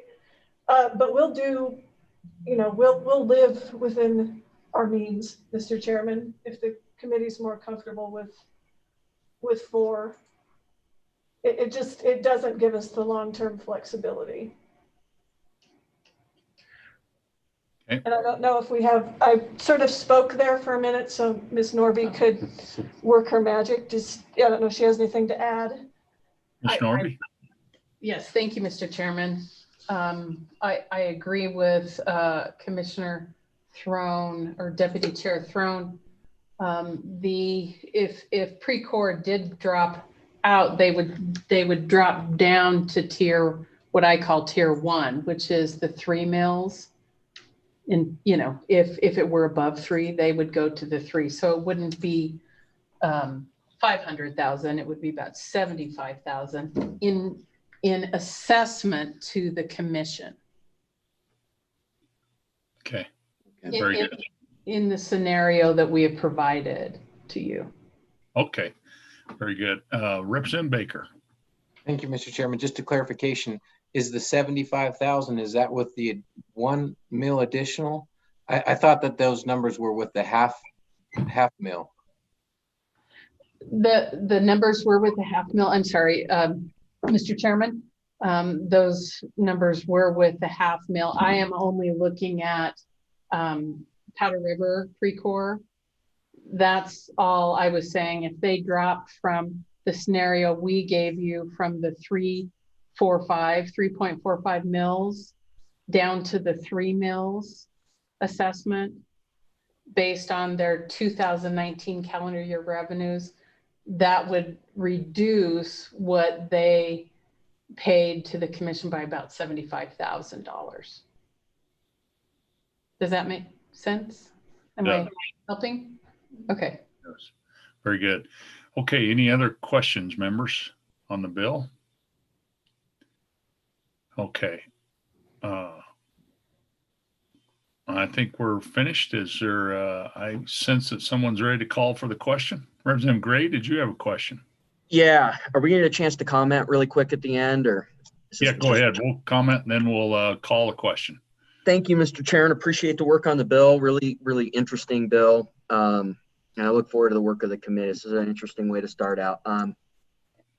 So I'm going to be voting no on this bill. I do think that, you know, the reduction of 13.5 to, 11.5 to 13.5% they laid out is in line with what most agencies are receiving. I'm not understanding why they should be exempt from that when, every other agency is not. And I know PSC is a Public Service Commission is a little different in its relationship, as whether it's an agency or not, but I just am not understanding why they should be exempt from that. I do think the work of the Public Service Commission is very important, and I think that their decisions, we need to use every opportunity in our toolkit to exhibit oversight over them.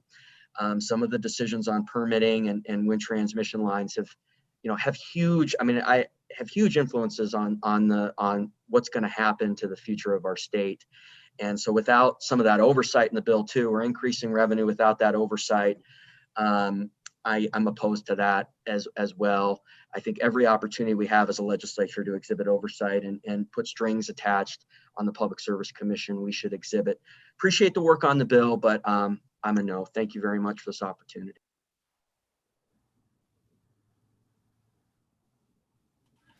Okay, now I'm unmuted. And anyone else like to comment? Are we ready to call for the question? Okay, I sense that Representative he called for the question. Okay. Okay, gotcha. I'm reading sign language here now. Ms. Talbot, can you please call the roll on this vote? Thank you. Mr. Chairman, the committee is voting on House Bill 30, Public Utility Assessment as amended. Representative Baker, Aye. Representative Gray, No. Representative Hallinan, Aye. Representative Henderson, Representative Henderson,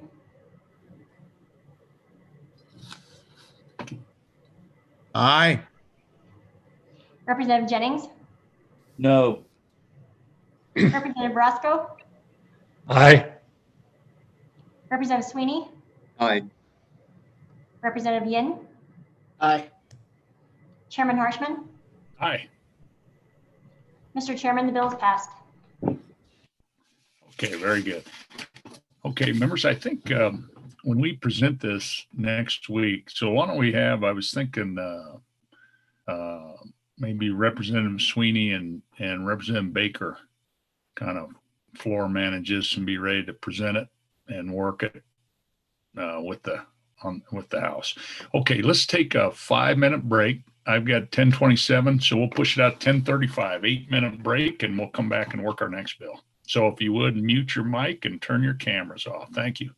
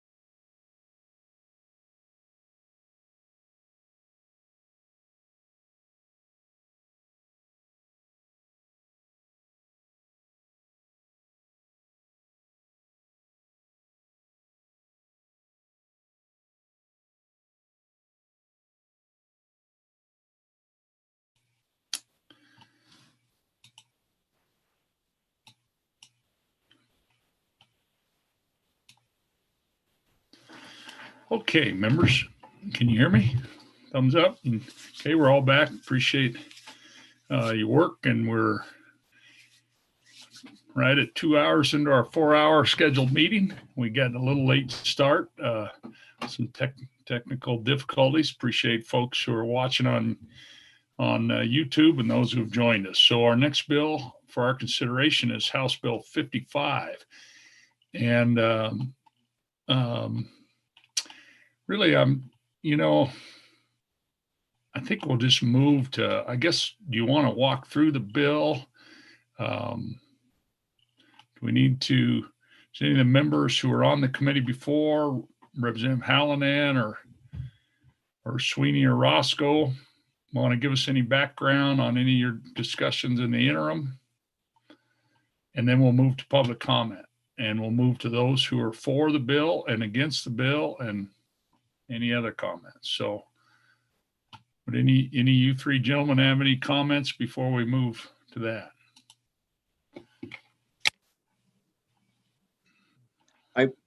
Mr. Chairman, I defer to Doc Hallinan. Well, thank you. Thank you, Mr. Chairman. I would say that this bill came about because we've had this issue since 2003. The amount of tax on cigarettes has been 60 cents since that time. We've had a difficult time passing a bill in this regard. And what I came up with, and this was my bill presented to the Revenue Committee, that we would simply raise the tax by the amount of inflation since 2003. 60 cents since 2003 would now be increased by 24 cents. I did this because I thought this would be something that would pass and that would raise some revenue. And the committee supported that, and that's why we have it here today. It's raising the cost of cigarettes from, I think it's 2 cents or 3 cents to 4.2 cents per cigarette. That makes it 84 cents per pack of cigarettes. So that's the question, Mr. Chairman, and that's what we have to discuss here today. Thank you. Perfect. Appreciate that. And then Doc Allen had a corresponding rate on snuff, right? And then no changes to what we recently on the vape tax, because we just did that like a year or so ago. Yes, the rate increase on that was only 12 cents since that more recently was passed. Okay, perfect. Gotcha. Okay, I'm going to, any questions, Representative Hallinan, members of the committee? I'm going to move then to public comment. Ms. Talbot, if you can let folks in and we can see them and hear them and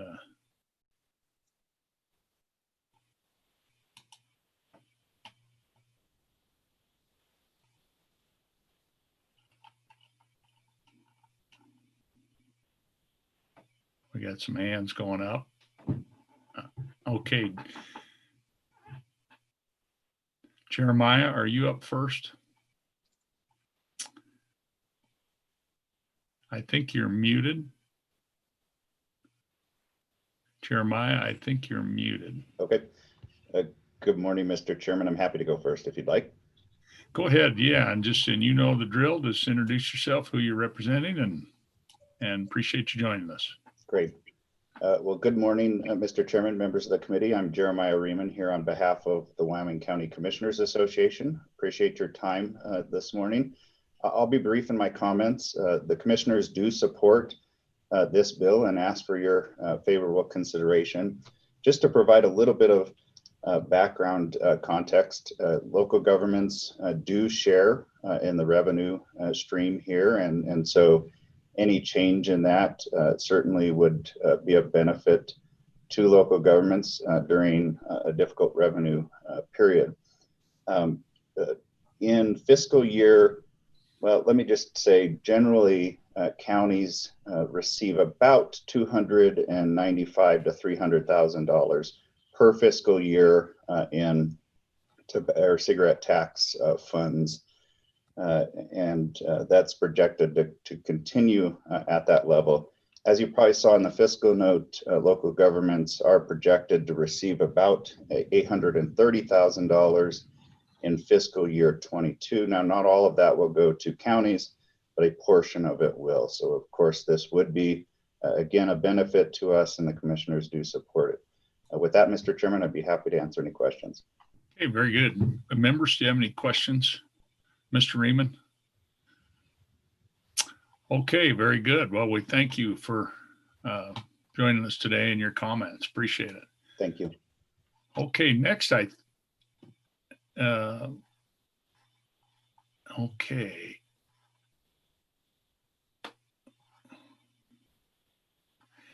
Okay, next. Mr. Chairman, Brittany Wardle is here. Okay, Ms. Wardle, go ahead and introduce yourself. And good morning, Mr. Chair and members of the committee. My name is Brittany Wardle. I am the Community Prevention Project Director with Cheyenne Regional Medical Center.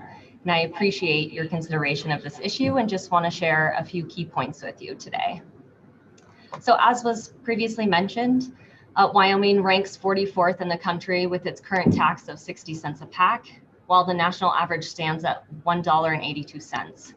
And we do know from the 2017 Wyoming Adult Tobacco Survey that over half of Wyoming adults approve of an increase in the tax. I want to take a couple minutes to speak to something that often comes up in these discussions, and that's the idea that these taxes are regressive. So tobacco taxes are often labeled as regressive and said to hurt lower income individuals by the tobacco industry, while they at the same time target them for increasing sales and maximizing profits. However, low-income smokers are much more likely to quit using tobacco as a result of tobacco tax increases. So by prompting more low-income smokers to quit or cut back, raising state cigarette tax rates will reduce those regressive harms of tobacco use, directly helping lower-income smokers and also reducing smoking-caused costs and harms to them and their families. A pack-a-day smoker who quits will on average save over $2,700 a year, freeing up money previously spent on cigarettes for more productive use. I also just want to touch on the public health benefits. Of course, raising taxes on tobacco is one of the most effective ways to reduce tobacco use. Smokers, as we know, are much more likely than non-smokers to develop serious and costly conditions such as heart disease, stroke, and lung cancer. So nationally, for every 10% increase in cigarette prices, we see reductions in youth smoking by 7% and total cigarette consumption by 4%. And I just also want to include a couple points about the cost that we see in Wyoming specific to tobacco use. The first one being annual healthcare costs directly caused by smoking are over $250 million in the state of Wyoming. And Medicaid costs caused by smoking are over $40 million. So this is, tobacco use has substantial health and economic costs related to its use. So in conclusion, raising these taxes can reduce consumer demand, discourage youth initiation of tobacco products, increase state revenue, and yield considerable health savings for both individuals and state health programs, particularly in Medicaid. Again, I appreciate your consideration of this issue, and I'm happy to stand for any questions. hey, thank you so much for joining us. Members, do you have any questions, Ms. Wardell? I think you said, Ms. Wardell, about our taxes. I think we're 44th, or I think, and then just about, did you mention, and maybe I missed it, just kind of the percentage of Wyoming people that smoke? Did you say that and I missed it? I was trying to keep notes, but. No, Mr. Chairman, I did not mention that. Currently in Wyoming, that percentage is just under 19%. It's 18.8% of adults are smoking. And typically for smokeless tobacco, Wyoming ranks in the top few states for use of that. Okay. Okay, thank you. Members, any other questions, Ms. Wardell? Okay, well, thank you for joining us this morning. Appreciate your testimony. Okay, Ms. Talbot, who do you have next for us?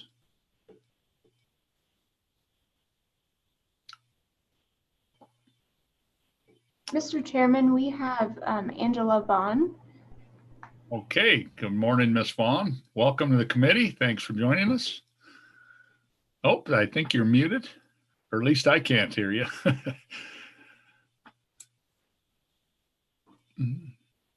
Oh, still muted. Oh. Is this better? Oh, yeah, very good. Thank you. Excellent. Thank you, Mr. Chairman and committee members. My name is Angela Vaughn, and I'm the president of the Wyoming Public Health Association. Thank you for allowing me to share some public health points on tobacco taxes. So historically, Wyoming has collected the least amount of revenue in the United States for tobacco tax. And so by increasing the amount of tax collected on tobacco products, it will allow for more revenue generation in the state. National and state polls consistently have found overwhelming public support for tobacco tax, and that's no exception here in Wyoming. As Brittany Wardle mentioned, over half of Wyoming voters do support tobacco tax increases. And these polls also show that voters prefer raising tobacco taxes to other tax increases or cutting any crucial programs such as education or public safety. Higher rates of tax on tobacco products also aid in cessation by providing economic motivation for consumers to quit. This can be especially true for those who may be already economically burdened that if tobacco tax was enacted or raised here in Wyoming, may be deterred from purchasing more tobacco products or tobacco products across the board. So we might see a full cessation, we might just see a lower rate of usage. Higher tobacco taxes also deter youth from initiating tobacco use and can reduce the frequency of consumption for those who use tobacco products but maybe aren't ready to quit quite yet. So even if these taxes do not aid, like I said, completely in cessation, they may drive down the rate at which tobacco is being used in some form to these target populations, and they may purchase less. In states that have integrated tobacco taxes, quit line utilization also increases on average in the months leading up to that tax being enacted, and then a few months afterwards as well. So we can see that people have cessation on the brain when this tobacco tax is enacted, and they are utilizing those quit line services more. And then implementing tobacco tax is more effective than placing restrictions even on marketing of tobacco products, which are heavily targeted towards youth anyway. So even if there is an abundance of marketing materials that are targeting this young population, there is less likelihood that they will initiate tobacco use with these products at a higher price point. And then finally, there is no other product other than cigarettes and tobacco products that inevitably cause disease, disability, and death, and enormous social and economic burdens when used exactly as intended and directed. So these products, when used as directed, cause burden of disease, disability, and death, have an enormous social and economic impact. Thank you, and I'm happy to stand for questions. Okay, any questions? Representative Jennings has a question for you. Thank you, Mr. Chairman. Ms. Vaughn, thanks for being here this morning. And so I have a couple of questions for you. I'd like to shift it just to get a little bit of a different point of view on this about freedom. If we use taxes to encourage a particular behavior, what else is in your scope? I mean, when we've finally stomped out the last usage of tobacco, are we going towards soda? Are we thinking about alcohol? When you talk about targeted populations, are we going to then shift that? How about sedentary behaviors like our electronic devices? You know, I can see that we go a long ways down there if we would stop all these devices where we were all sitting around every day. So could you speak to the aspect of freedom? I mean, I'd feel a little better about this if you guys were attempting to outlaw tobacco. But I still wouldn't vote for you as a freedom question. But I'd feel a little more honest about what we were trying to do. Where does this go? Where do you see this going? Yeah, so thank you. Go ahead. Yeah, Mr. Chair and Representative Jennings, thank you for that question. So That's actually something that's raised in a lot of different states who enact tobacco taxes or raise tobacco taxes. And the argument that we as a public health community have is that tobacco in general, like I said, as used, as directed and intended, does cost the community and our tax dollars and a significant amount of burden of disease and disability. And so that's not necessarily something that we see with sodas, or even though sedentary behavior, although is very unhealthy, we don't want to enact taxes on that. But we do know that tobacco does cause a lot of disease and burden of disease. And so in states that have enacted a higher tobacco tax, they don't see this domino effect of taxes on other types of vices as well. Tobacco specifically does cause a lot of burden of disease economically and to our health structures, and that's why we speak to tobacco tax more so than anything else. Miss Vaughn, was it you or Miss Wardell gave the number? I think it was 250 million in state healthcare costs, 40 million in Medicare costs, smoking to the citizens of Wyoming. Is that the number? I'm scribbling down notes here. I just want to make sure I have it. Thank you, Mr. Chair, for that question. Yes, that is accurate. And not that I'm coming in to answer and debate. I think that's always the question we have. It's the old deal. Your freedom ends where my nose begins, right? And so you have freedom to smoke, but does that mean the rest of us, we lose freedom because we have to pay for it? And I think this is the debate we always have. So I appreciate Representative Jennings bringing that, because it's an important debate that we need to kind of talk about. So, but those were the numbers. I guess that's my question. Thank you, Mr. Chair. Yes, those were given on Brittany Wardle's. Okay, yeah, gotcha. They are the accurate numbers, yes. Okay, and then Representative Jennings has a follow-up for it. Sure. Mr. Chairman, thank you. Ms. Vaughn, can you give us the figures, because you're stating tobacco as the evil, but I would think that alcohol would create far more problems in our societies. Do you have any numbers for alcohol, of what that costs our society as opposed to tobacco?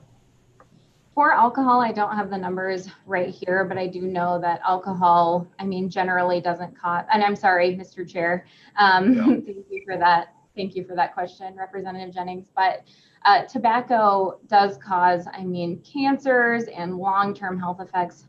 Alcohol can have those same types of effects, but I do not have specific figures, but I'm happy to get those to you. Okay, thank you. And any other questions? Ms. Vaughn. Well, we appreciate you joining us this morning. Yes, thank you very much. Thank you so much. Okay, Ms. Talbot, who do we have next to join us? Mr. Chairman, we now have Mark Larson. Okay, very good.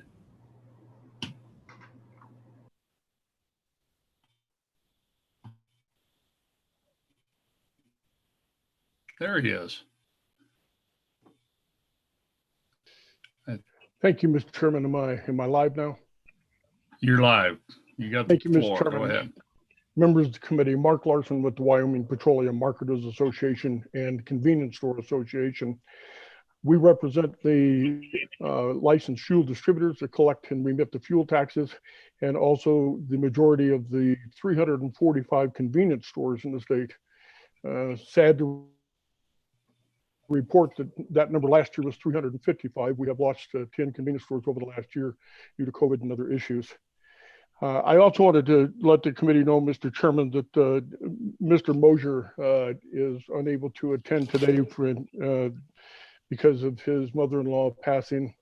But he wanted me to make sure that I let the committee know that the Wyoming Liquor Association opposes this bill for most of the reasons you're going to hear in testimony today. Mr. Chairman, the petroleum marketers, our convenience stores, 35% of our inside sales comes from tobacco products, and that includes vaping. So it's a significant size of our inside sales. The marketers have a little different perspective on it, because we are seeing an 84-cent tax without addressing some other of the issues around the state in terms of parity in the market being addressed is only going to give a windfall to those entities. For the new members of the committee, I'm speaking to the tax-free status on cigarette stamping to reservations and no taxation for other tobacco products or vaping products to reservation retailers. What happens is if you look at the playing field that we're currently working in right now, the Department of Revenue has a voluntary program that they have negotiated with many of the reservation retailers. But for the new members of the committee, those voluntary agreements are not audited. There's no oversight whatsoever. And those that are competing with the reservation entities will tell you it's not a level playing field. When you can see $6 disparities on a carton of cigarettes, you know pretty well that the volunteer program is not collecting the tax on non-Native Americans and is really more of a enabling for tax avoidance. Until that happens, we cannot support any tax increase, and I'm not saying that if it did happen, we would. We just think that the committee needs to address that level playing field issue. If we go from 60 cents to 84 cents, that's $6 a carton to $8.40 a carton. It's only going to increase the windfall for those Native American entities at the damage of the tax-paying non-Native American competitors that are trying to compete with them. So we hope that the committee will take up that issue in the future. I've been talking about this a lot and have a lot of detail on it. The Supreme Court 5 times over has said that the state has the responsibility, indeed the obligation, to collect taxation from those entities that are not due that tax credit. We in no way want to change the compact with the tribes that allow tribal members to not pay any taxes. We don't want to change that. And what we're talking about is hopefully coming up with a compact. Members will know that there was a bill 2 years ago that was passed that directed the governor to go negotiate through the Attorney General with the tribal entities to come up with a compact similar to the gas tax compact that we have now. So the gas tax is charged, and at the end of each month, all of the revenue for that tax goes back to the tribes for their own use. We envision a similar compact that's already in 12 states that we could exact that same kind of a compact that would benefit the tribes substantially more than they are now.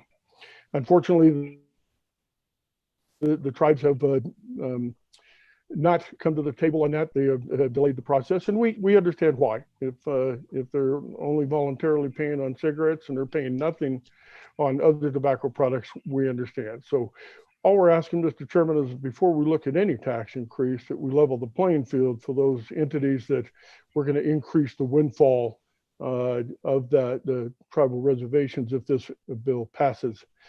The other issue, real quickly, Mr. Chairman, is that the cross-border sales, according to the Tax Foundation, represent 23%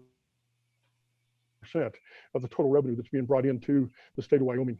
Those cross-border sales represent people who are purchasing products and taking them across the borders into those states that are practicing behavioral taxonomy overreach. And it's a term that I hope you hold dearly, because behavioral taxonomy is exactly what Representative Jennings was talking about earlier. We have some other testimony coming up, Mr. Chairman, a little later regarding that notion, but I would just ask this one question in my closing, is that what if we did nothing and we're still able to raise the amount of money that the fiscal note says that we're going to be able to raise, we're close to 6 million and a little less than 1 million for local government. What if we did nothing, was able to raise that amount of money and benefit the retailers in this state by making sales to those people coming across our borders in those states that are practicing behavioral taxonomy overreach?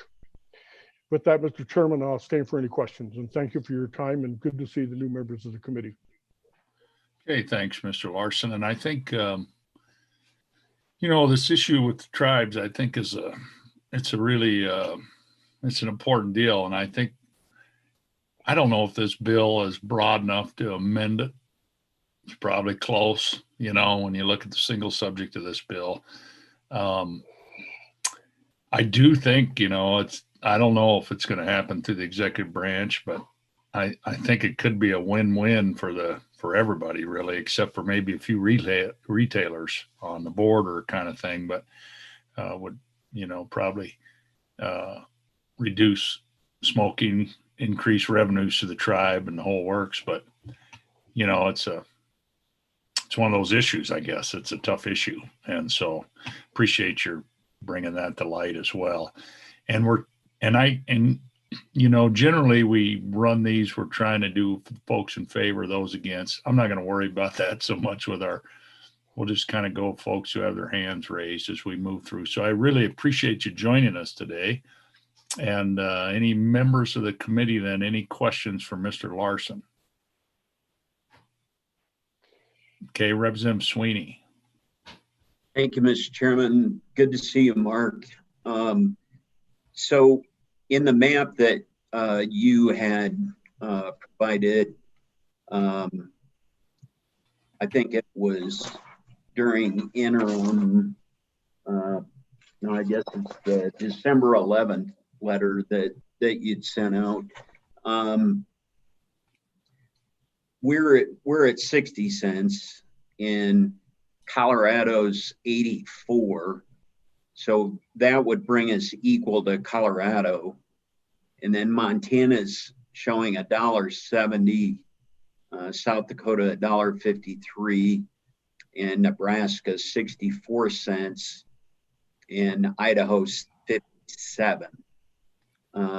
So we'd be competitive at the 84, except Idaho and Nebraska.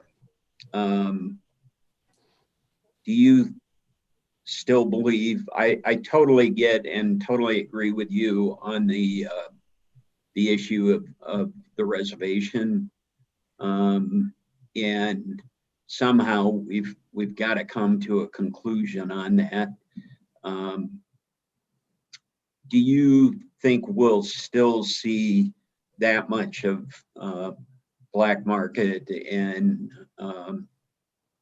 bootlegging and cross-border sales? I know previously South Dakota was mentioned, especially for like Aladdin and some of those border towns. Would you have any speculation more on that issue? Okay, thank you. Go ahead. Thank you, Mr. Chairman. Thank you, Mr. Chairman, Representative Sweeney. When I made the testimony earlier, and thank you for referring to that map, I failed to send it again. We noticed it's 23% of the sales, cross-border sales, are already benefiting Wyoming retailers today. If we go to the 84 cents, it is going to adjust behavior. I am fearful that we're going to be pushing sales into the internet. We're going to put pushing sales into Nebraska and Idaho. But more to the point, Representative Sweeney and committee, is that you're going to hear testimony a little bit later that is very compelling and goes back to my question of what if we did nothing and let's wait a year. Let's see what fallout is from Colorado, the state to the south, going to an incredible behavioral taxonomy overreach, and let our retailers benefit from that while still raising the amount of revenue that you envisioned by this tax increase. I hope that answered your question, Representative Sweeney. So, Mr. Chairman, Mark, you cut out when you started talking, at least for me, about Colorado and what tax are they applying something new? Go ahead, Mr. Larson. You cut out a little bit, I think. Thank you, Mr. Chairman and Representative Sweeney. Colorado took a ballot to the voters and raised the tax by $1.94 to $1.94. So they're flocking to Wyoming retailers. So not only will we benefit from the cigarette sales, but while they're here, they'll get gas, they'll get cheaper groceries. So I think we're really going to benefit from that behavioral taxonomy overreach. And there is testimony later on, Representative Sweeney, to that end. Thank you. Thank you. Any other questions for Mr. Larson? Representative Roscoe. Oh, thank you, Mr. Chairman. Thank you, Mark, for bringing this again. I was just, I'm curious about this cross-border sales, as how that's actually figured and calculated. It seems like it might be a difficult thing. And while I'm on here, I think the point of the bill really isn't to adjust for revenue for retailers. It's addressing the concern of the 82% of the Wyoming people that don't smoke, and trying to take care of some health problems. So if you could just tell me how you figure the cross-border sales, that'd be great. Thank you, Mr. Larson. Thank you, Mr. Larson. Thank you, Mr. Chairman. And Representative Roscoe, I understand your point of view. We've had this discussion before, I believe. I believe that the tobacco is a free product. And I believe that people are making decisions, and they're making decisions on vaping as well. So, but it also is a free product, and a lot of my retailers are heavy in the industry and benefiting from that and collecting and remitting taxes to the state to help us with the current budget shortfall. Any other questions? Okay, well, thank you, Mr. Larson, for joining. Thank you, committee. Thank you, Chairman. Okay, Ms. Talbot, who do we have next?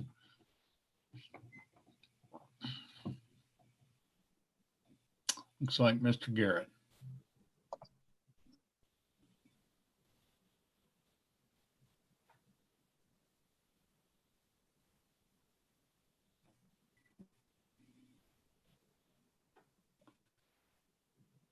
Good morning.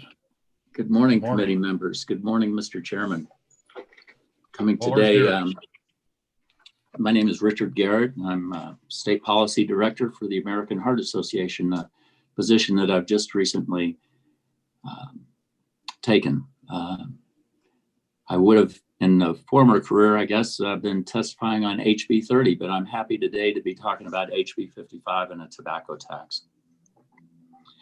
I won't repeat any of the great testimony that we've already heard, but I will offer the advice of our organization and our research that shows that a meaningful tobacco tax reduces the likelihood of kids acquiring a habit that can affect them for the rest of their lives. Our organization is very passionate about this. My dad used to tell me that there's nobody more passionate than a reformed smoker. And I guess that's probably true, because a lot of us probably did smoke at one time. I can't think of one member of the legislature that is still smoking tobacco. Now, I might be wrong on that, but clearly the members of the legislature have seen that avoiding tobacco use, smoking tobacco, is a good thing for their health. This can be a good thing for our state. It'll bring us up to a level that's roughly equivalent with so many other states. We'll still enjoy our freedoms. I'm coming to you today from my hometown of Casper. And every time I drive here, I see a big sign that says, "When regulations grow, freedoms die." And I get that. But we have to speak about the freedom of keeping our kids from acquiring a habit, as I said, that can affect them for the rest of their lives. So with that, I'd be glad to stand for any questions. And again, I thank you very much for your time. Okay, thank you, Mr. Garrett. Questions? Any members? Representative Jennings? Yeah, Mr. Chairman, Mr. Garrett. So using that reasoning, can I assume that you also support like a huge tax on alcohol consumption? It certainly creates some health problems and social problems and issues of that nature. Would we, when we get tobacco under control, would we move to that? Thank you, Mr. Chairman. Mr. Garrett, do you want to answer that? Mr. Chairman and Representative Jennings, it's great to see you, Representative. You know, that's really not germane to the bill. And I honestly, because I'm only just new at the American Heart Association, cannot speak to that particular issue. I don't think that it's top shelf for our organization, but I would be glad to research that and get back to you. Just to clarify, you know, all we're asking for is $1 a pack.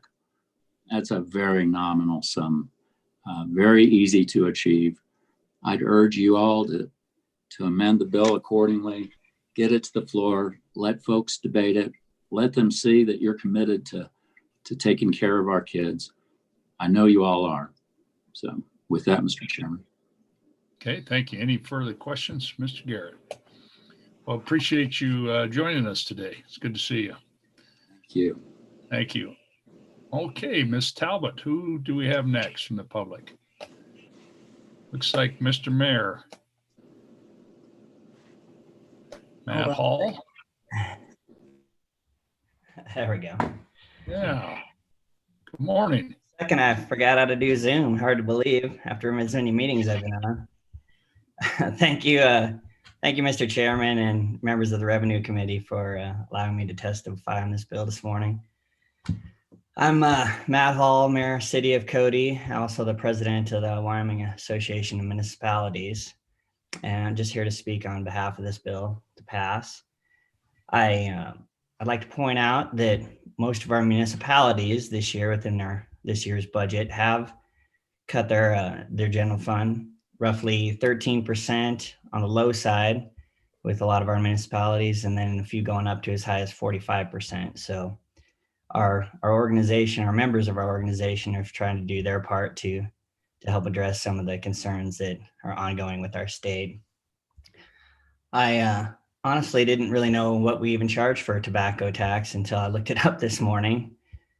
To go from 60 cents to 84 cents, and I guess the national average is $1.88, and most of the other surrounding states, with the exception of Nebraska, Idaho, have above $1. So I guess I didn't see this being too much of an ask to bump from 60 to 72 cents. I know that as far as solving some of our budget issues, 5 to 6 million year over year isn't a whole lot. And 800 to 900,000 for our local governments isn't much, but it's certainly something. City of Cody gets roughly $60,000 a year for this, and with the increase, it'd take us up to about close to 70. And oddly enough, that would get us at least in the neighborhood of maybe addressing being able to hire another school resource officer for our middle school. So even though a lot of the numbers we're talking about here are kind of small as they pertain to some of these budget issues, they can actually be used to have a pretty significant impact on our communities. With that being said, like I premised in the beginning, WAM supports this and continue to do what we can to be partners with the legislature as we tackle some of these budget issues. But with that, I'd stand for questions. Okay, very good. Any questions of the mayor? Okay, Mr. Mayor, appreciate your work. Okay, I think we have a question. Representative Henderson. Thank you, Mr. Chairman. I was a little slow on the draw there. Well, you're right on the border up there. Do you see a lot of cross-border activity regarding this sales of tobacco? Mr. Chairman, Representative Henderson, I can't really say we do. I mean, it's oddly enough, or not surprising, since Montana doesn't have a sales tax as on most of its other goods. Majority of my citizens are hightailing it up there to get, Costco and Best Buy and all of those things. So I haven't dug in and asked, but I really don't think there's a lot of people coming back down the other direction. Maybe from Belfry, maybe Red Lodge, some of the towns that are a little bit closer to the right on the border, but it's about 70, 80 miles from the border from Montana. So I don't know. I don't think the gas is going to make sense for them to do that unless they are buying quite a bit of cartons or amount. So I can't say that I see that. I would have to look into it though to be really accurate with an answer to that. So. Okay. Thank you. Any other questions? Okay, Mr. Mayor, appreciate you joining us. Thank you for your time. Thank you. Okay, Ms. Talbot. And I just want to remind folks out there, we have a hard stop at 12:30 on this bill. And so I think, about 10 after 12, I'm going to close public comment. And so that's about a 40-minute shot. It gives us 20 minutes to work the bill. Okay, who do we have? Ms. Talbot? Is it Miss? Okay. How do you pronounce your name, Ashley? Just want to say it Ashley right. Harpstreet. Harpstreet. Okay, perfect. Well, welcome. Well, thank you. Mr. Chairman, members of the committee, my name is Ashley Harpstreet, and I'm the Executive Director for Wyoming Taxpayers Association. Thank you for the opportunity to share our thoughts today. Wyoming Taxpayers Association is a 501c4 think tank with a 501c3 research arm. Our mission is to advocate for sound tax policy for a healthy Wyoming economy.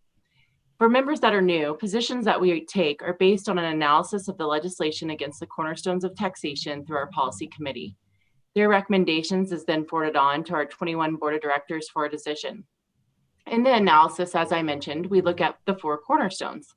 Is the tax justified? Is the tax equitable among taxpayers? Does the proposal create a stable revenue stream? And finally, is the tax transparent, visible, accountable, and auditable? Mr. Chairman, based off that criteria, WTA opposes House Bill 55, tobacco tax, as it fails to be sound tax policy for the following reasons. It is not justified, as proponents of this tax advocate this tax will keep up with inflation, when Wyoming adult consumers paid the following taxes in 2019. $17.1 million in state excise tax, $8.5 million in state sales tax, $28.7 million in federal excise tax, $18.4 million in MSA and other fees. For a grand total, Wyoming consumers paid $72.7 million in taxes. Do note these figures do not include taxes paid on all other tobacco products and moist snuff tobacco. We also feel it is not equitable, as excise taxes are inherently regressive and it will distort economic behavior with cross-border sales. It is not stable, as it is an unreliable source of revenue, and does not diversify taxation, as it increases an existing tax that focuses on a minority of the population. Finally, that's what I have today. I will stand for questions. Okay, very good. Any questions? Representative Gray. Thank you, Mr. Chairman. I'm going to be opposing this bill, but Ms. Harpstreet, I am curious, about the distribution. It just really puzzles me, distributing this into the general fund rather than putting it into the school foundation program account, which is where our deficit lies as a state. Do you have an opinion on that?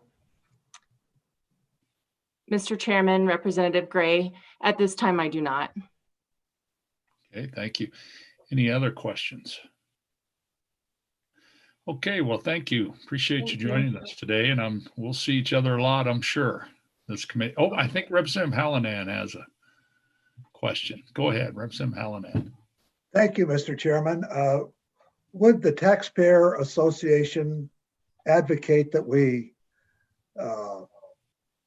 stop all taxation on cigarettes based on this reasoning that you put forth?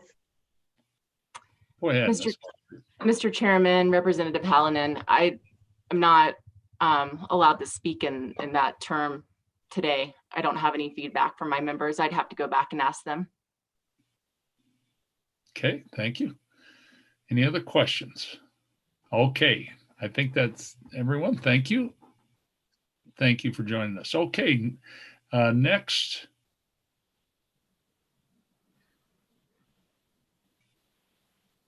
Okay. Is it Miss Sarsmack? I want to say that right. Zarmak, thank you. Zarmak, okay, very good. Well, welcome. Thank you. Good morning, Mr. Chair and committee members. My name is Mary Zarmak. I'm the Senior Vice President of Smoker Friendly. I take care of our governmental and external affairs. We have 9 stores in your beautiful state of Wyoming. We've been doing business up there for over 37 years. We employ 35 hardworking people with benefits, and I'm speaking today in opposition of House Bill 55. We have enjoyed very good volumes in cigarettes across our Wyoming stores, as you're aware and has been mentioned. We have lower taxes than many surrounding states. Both our Evanston and Sheridan stores have enjoyed the benefits of the state line traffic because of lower taxes than Montana and Utah. Most recently, though, our 2 Cheyenne stores have seen a huge volume jump in just the first half of January. We are up in carton volumes in those 2 stores 53% and 46% compared with a year ago, respectively. If these volumes continue to soar at this rate, the state of Wyoming stands to make $250,000, yes, close to $250,000 in additional tax revenue off of just these 2 stores. You have a great business model to continue increasing tobacco tax revenues by just leaving it alone, which you don't get to hear that very often. I would like to just mention a couple of things that were questions that came up earlier. Youth smoking rates are at an all-time low in the United States, or 7%. They've dropped from above 20% in less than a decade to 7%. And then the question I found interesting also, I think it was Representative Jennings that brought it up on alcohol. And you can go to your own university website. The University of Wyoming has done a huge study on youth alcohol use. 71% of youth in Wyoming have tried alcohol, and it costs the state of Wyoming $167 million a year to fight youth drinking. So I thought that was kind of interesting when the advocates for this bill said that this is a $200 million cost to the state of Wyoming, and that's all people. And just youth and just alcohol is a cost to the state of Wyoming of $167 million per year. So I think that that would be a great study for all of you to look at and study, actually. So with that being said, I'm asking for a no vote on House Bill 55. I do consider it regressive, and I never call state lines borders, because as far as I know, we still are the United States of America, and we just have state lines, not borders between our states, and interstate commerce is allowed. And this particular interstate commerce is a really positive effect on the state of Wyoming. So please don't penalize our hardworking consumers, adult consumers in your state that enjoy a legal product. And certainly please don't penalize my employees in your state. I'm happy to answer any questions of the committee, and thank you very much. Okay, thank you. Members, any questions for Ms. Zarmak? We appreciate you joining the committee today and your testimony. Thank you, Mr. Chairman. Okay, thank you. Ms. Talbot, who's next?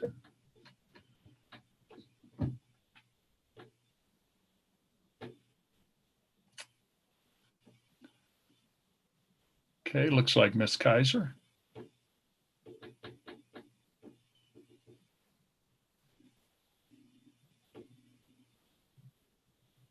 Thank you, Mr. Chairman. Sorry, I'm still fairly new to the Zoom platform, so I apologize for that. Where's yours? Thank you very much, and thank you, members of the committee, Mr. Chairman, for the opportunity to testify. My name is Sherilyn Kaiser, and I represent RAI Services, and it's an operating company of Reynolds American, Inc. On behalf of RAI, we believe that the committee should reject House Bill 55 and maintain the current tax rate and consider developing tax policy that reflects modified risk tobacco products and the science of continuum of risk.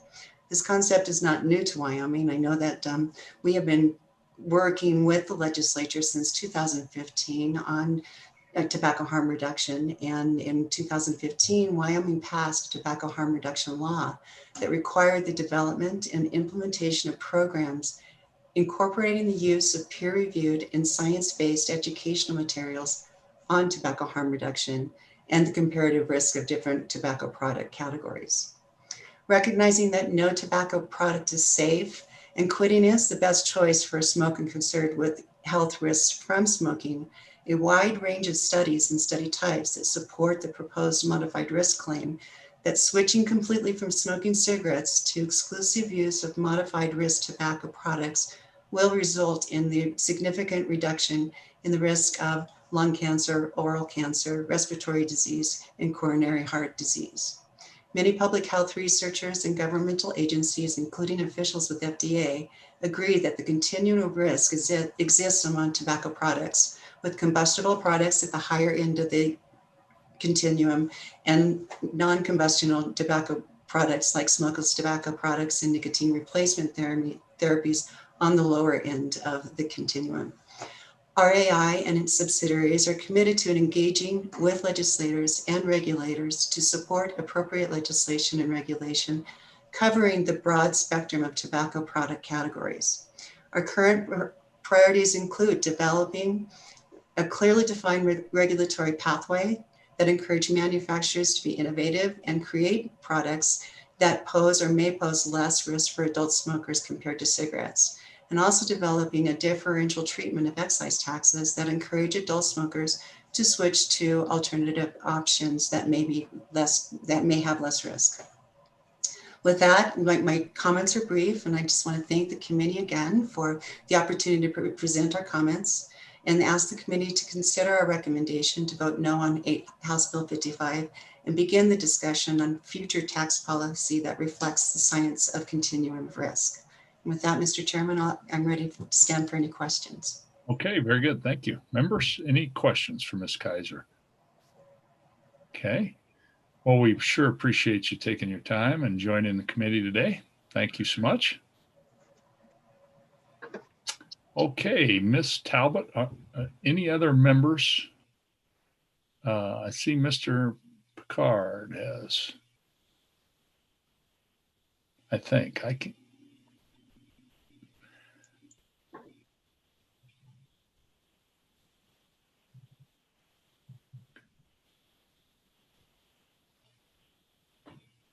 Okay, good morning, Dave. Good morning, Mr. Chairman, members of the committee. My name is Dave Pickard, and I represent Altria and its affiliates Philip Morris USA, John Middleton, and U.S. Smokeless Tobacco Company. First, Mr. Chairman, I'd like to welcome you back to the Revenue Committee. It's been several years, and I'd also like to welcome Representative Baker back to the legislature. I was going to go over and touch on 4 points this morning: the inflation of cigarette prices, revenue projections, cross-border sales, and the impact on adult consumers. And I'm still going to briefly do that. In regards to the inflation issue that Representative Hallinan brought up, cigarette prices are already tracking with inflation, primarily due to federal excise taxes, sales taxes, which implicitly track inflation, and the market dynamics. The average price of a pack of cigarettes in 1995 was $1.53. In 2003, before the tax was hiked by over 400%, the price per pack was $3.14. And in 2019, the average had grown to $5.46. I want to make clear that those averages are in the state of Wyoming explicitly. There has been discussion a little bit about the cross-border sales and what that effect has on revenue. I'd like to point out that the revenue that the fiscal note is based on represents a declining market for adult cigarette sales. And in fact, Wyoming cigarette revenue base has declined over 20% in the last 10 years. And then in addition, 85% of the last state revenue projections around the country have missed their mark, and several even collected lower revenue than before the increase. And I would just offer a personal opinion. I think that's what Colorado is likely to experience with their draconian increase. and then our benefit for sales on our southern border. Talk about the cross-border issues. I think my colleagues have set it out very succinctly. But what I'd like to point out is that a 20-foot U-Haul bringing in product from Idaho has a $50,000 tax advantage just because of the difference in the taxes, and even a trunk of a Taurus over $1,000 tax advantage. And this can and does occur in Wyoming, and of course, Mr. Larson brought up the tribal lands, which are also of great concern. You've heard some of the figures about adult smokers. We agree. The CDC estimates 18.4% of Wyoming adults are smokers. In addition, the majority of those smokers are in the lower income brackets. We do sincerely believe it's a regressive tax, because it is. 36% of those smokers have incomes less than $15,000, and only 12% earn more than $50,000. A couple of things that I wanted to hit on that have been brought up today is youth access. The 65th legislature passed with little controversy, although there was some, Tobacco 21, which President Trump signed into law back in the latter part of December of 2019. Wyoming enjoys almost a 90% or greater compliance with our compliance checks at our retailers. And the youth access issue is now, by your actions as legislature and by the federal government, should be a judicial and law enforcement issue, rather than trying to tax adult smokers to get to the youth access issue. I do recognize that the bill does not have an earmark in it. There's been previous attempts to earmark tobacco taxes, and I would hope that the testimony that you've heard about the declining market share and the cross-border sales would certainly support not earmarking this, because you're going to be creating a program or programs that don't have a steady revenue source. And then finally, Mr. Chairman, cigarette products are one of the most, if not the most, taxed legal product in the country. And if this bill passes, you're going to see a 45% of the cost of a pack of cigarettes going to government taxes and fees. And I think Ms. Harpstreet laid out the nearly $72 million that adult consumers pay in the state of Wyoming currently for the use of the product. And I would just want you to take that into consideration. One of the things we are missing because of Mr. Mosier's absence is the harm that this will do to retailers. And it will have a significant harm to them as those sales decline and go either to a gray market or elsewhere. And then, and finally, then, Mr. Chairman, I'm going to talk about a little store up in the northeast corner of the state of Wyoming. We don't have an advocate on for them currently on this in this meeting, but I will tell you that that small store in the northeast corner provides an enormous service to the Wyoming citizens up there in keeping its doors open in order to provide milk and eggs and toilet paper outside of a pandemic, if there's not a shortage, to the community. And they do that solely based on their revenue generation because of cross-border sales from Montanans and South Dakotans on tobacco products. And in the past, you've had an advocate on the floor of the House speak specifically to that. I know the owner of that small business up there, and I do know that they will close their doors if tobacco taxes are increased at a rate that causes them to not have the volume because their benefit of cross-border sales. So with that, Mr. Chairman, I would stand for any questions. We, of course, oppose the increase, and thank you for the time this morning. Okay. Well, thank you for joining us. Questions, Representative Roscoe. Thank you, Mr. Chairman. Thank you, Mr. Pickard. I was just curious. I never got an answer for my question earlier about how do you calculate cross border sales? I've never heard of anything really, any way that's come up with. Thank you very much, Mr. Chairman. Okay, Mr. Pickard. Mr. Chairman, members of the committee, Representative Roscoe, that is a good question. And in this whole pile of papers that I'm shuffling around because of the change in testimony based on the time constraint and not wanting to repeat anything, we do have a study that I'll provide the committee. I'll provide that out later today. It was last commissioned in 2019, and it's a nationwide study, so it takes into effect taxation in all 50 states and the effects on cross-border sales in all of those. So I will make sure that the committee receives that. Okay, very good. Thank you. Any other questions? Representative Gray. Thank you, Mr. Chairman. Mr. Pickard, just want to make sure, we are the member that you were talking about, we did change our rules. We can mention place names. So is that store in Beulah or Aladdin? Because I'm forgetting. Mr. Chairman, Representative Gray, that is in Aladdin. So they're driving through Beulah to get to Aladdin, huh? Yeah. Okay. Very good. Well, thank you. Any other questions? Okay. Greatly appreciate you joining us, and it's good to see you, and it's good to see you upright and healthy. And thank you. Good. Appreciate it. Wishing you, everyone. Yeah, wishing you the best. Thank you. Okay.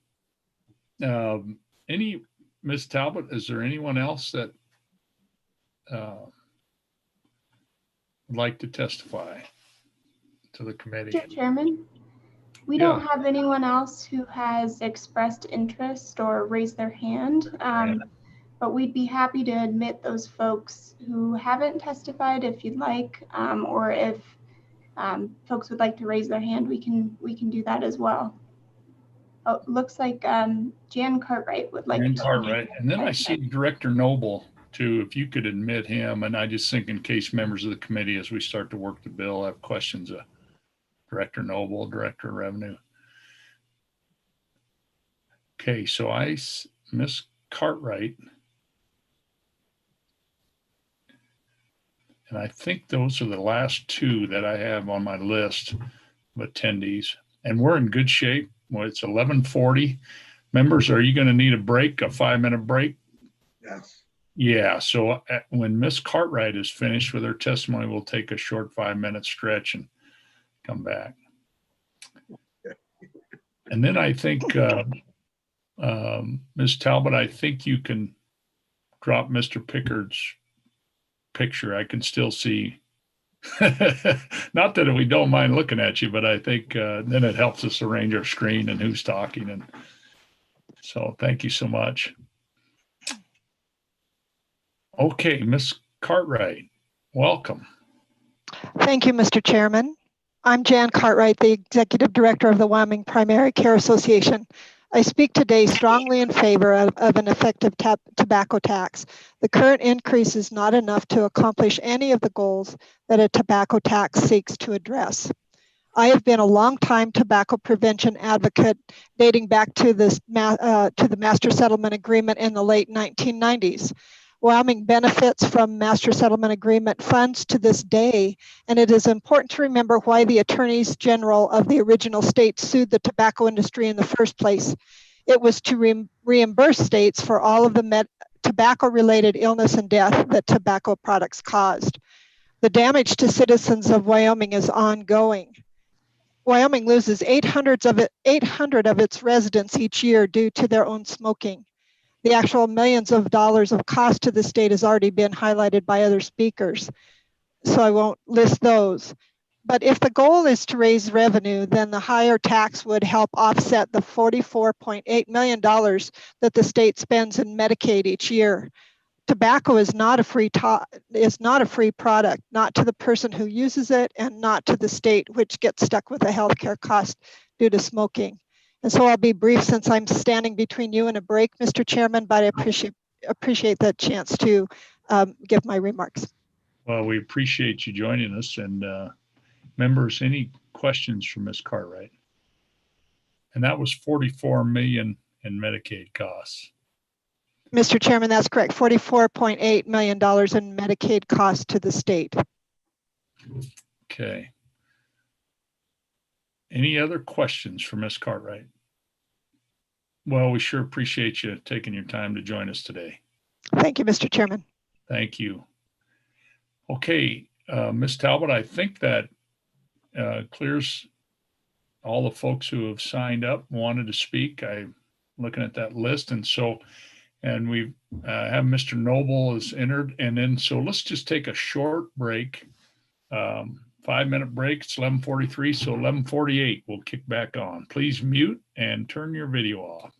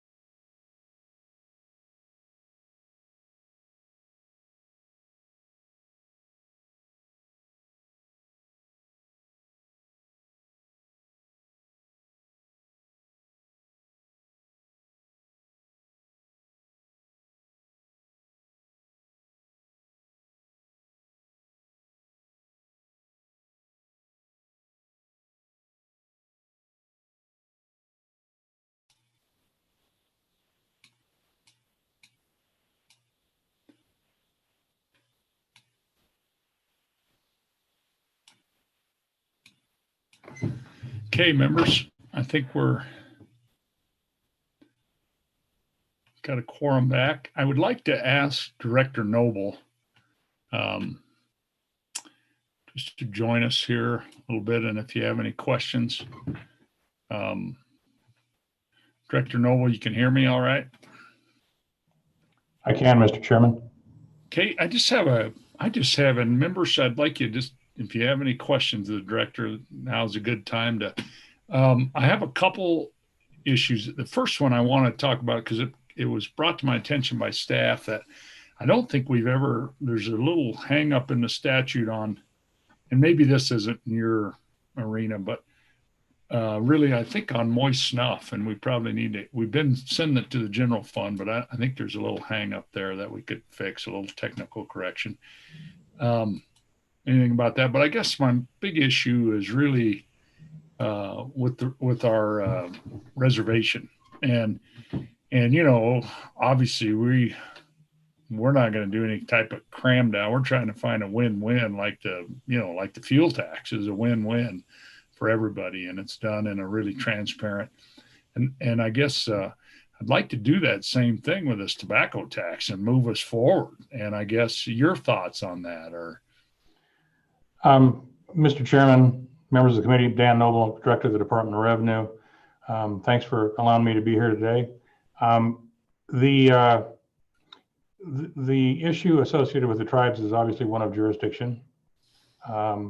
We have talked with the tribes on a number of occasions, and I believe the governor has been working to try to negotiate some level of a compact, if you will, to basically turn, I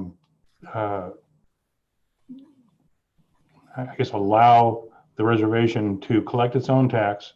The state would actually administer the tax through the sale of cigarette stamps. We would probably have a separate stamp, a tribal stamp that would differentiate products sold on the reservation from products sold anywhere else.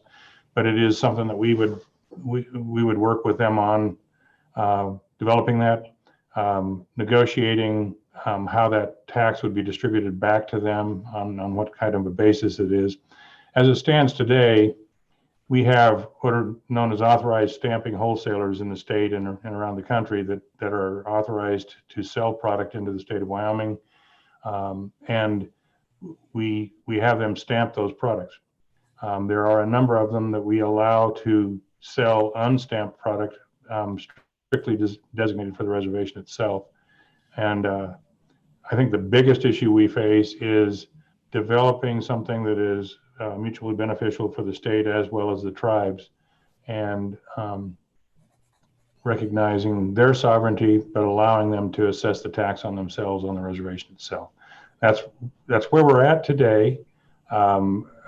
Emily Soley with the governor's office has issued a report, and I believe it was available to the last revenue committee. I can certainly forward that to you folks if you need to take a look at it. We can certainly let everybody see what that report was. As it stands right now, I don't think there's been any further discussion of it with the tribes other than what the governor has presented to them with the report that's out there. But we can certainly continue discussions with them. It's just something where obviously this has to be something where both sides see the benefit to it. Sure. Okay, very good. Well, okay, members, any questions for the director?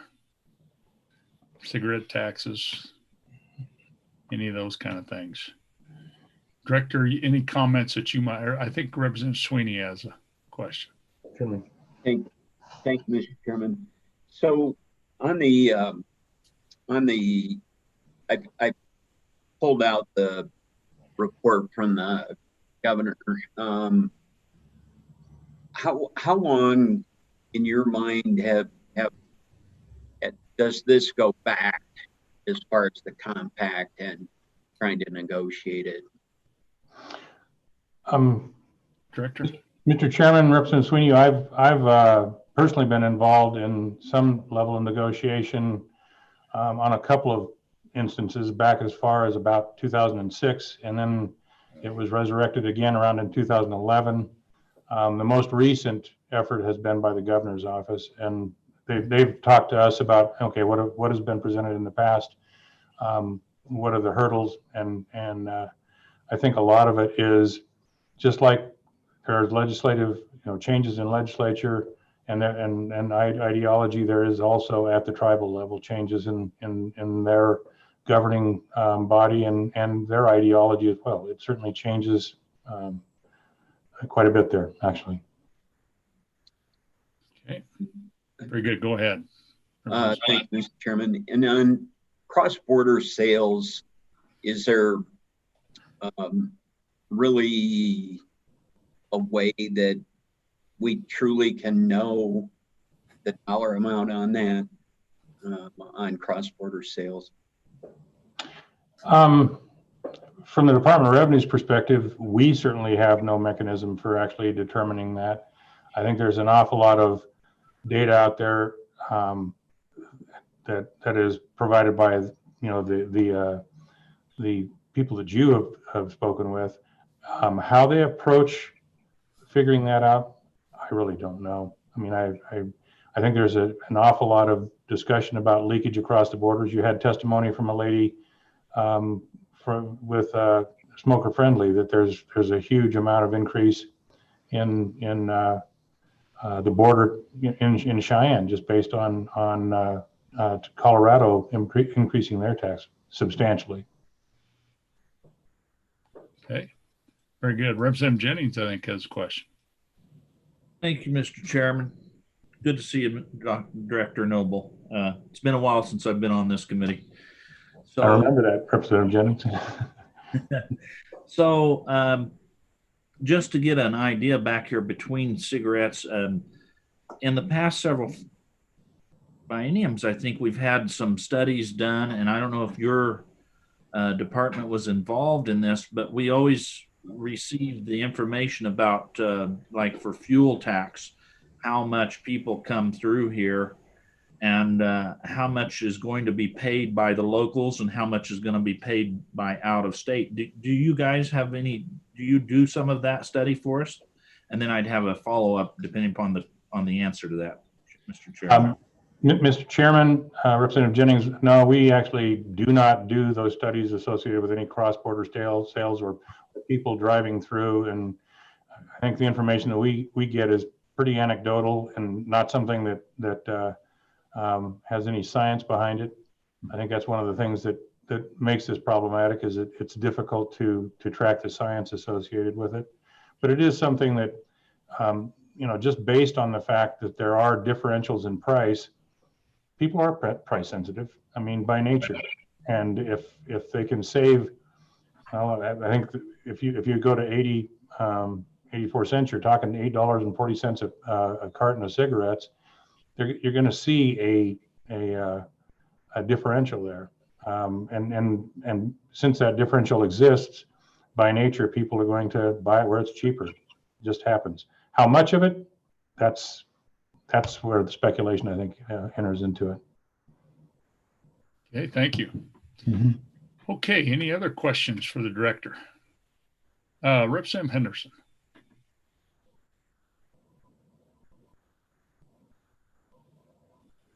Thank you, Mr. Chairman. Just real quick then, based on what you just were talking about there regarding the consumption, what do you estimate would happen if we went to doubled it, went to $1 a pack in terms of revenue? Go ahead, Director. Mr. Chairman, Representative Henderson, I really have no idea. I think that there are people out there that feel that it would drive smoking down, as you know, that there would be some loss of participation, if you will, by the public because of the fact that it gets so expensive.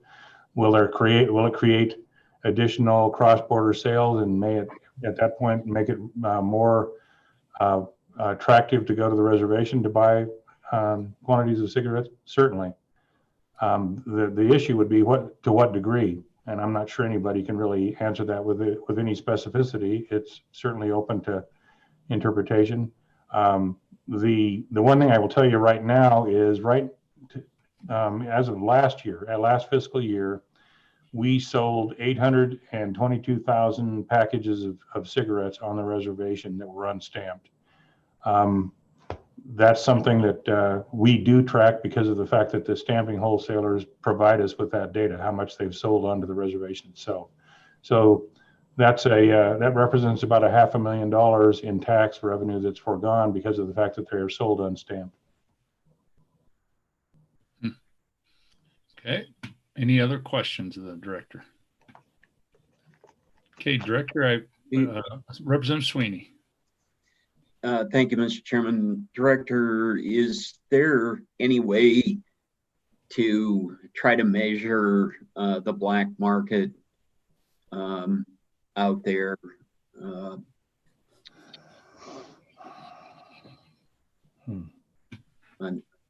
On tobacco? Mr. Chairman, Representative Sweeney, I think there's a couple of ways to approximate it. Number one, I think we know how much product gets sold in the United States as it relates to our major sources of tobacco or cigarettes. What we don't know is how much is generated by the illegal activity, the activity that we don't know about. How much tribal activity is associated with their own manufacturer of their own product. I'm not sure that that's something that we can track.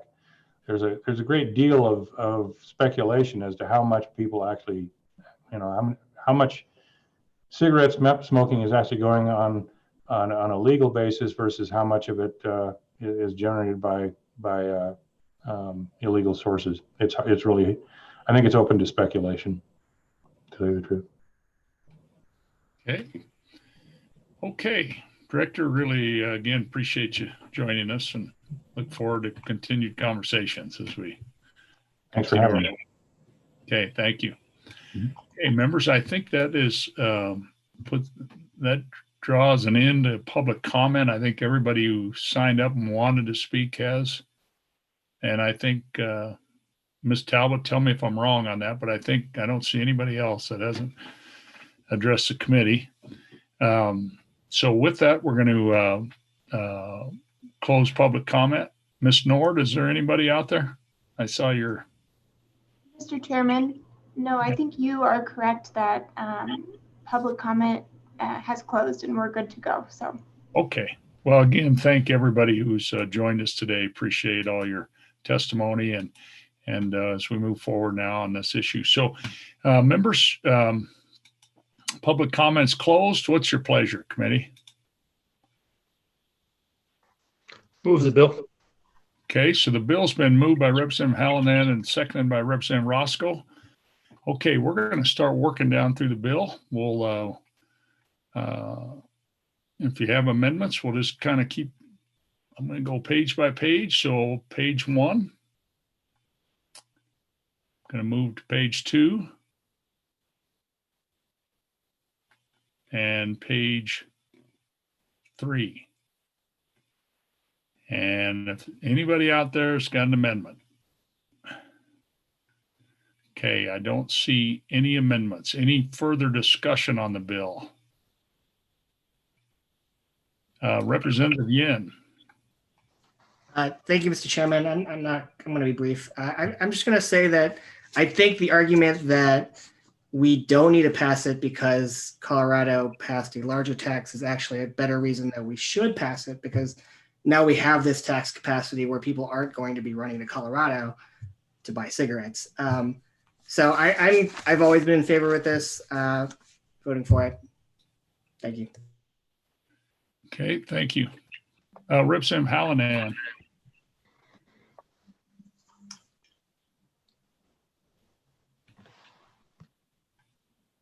Thank you, Mr. Chairman. I thought I'd address some of the issues that were brought forward by folks that commented.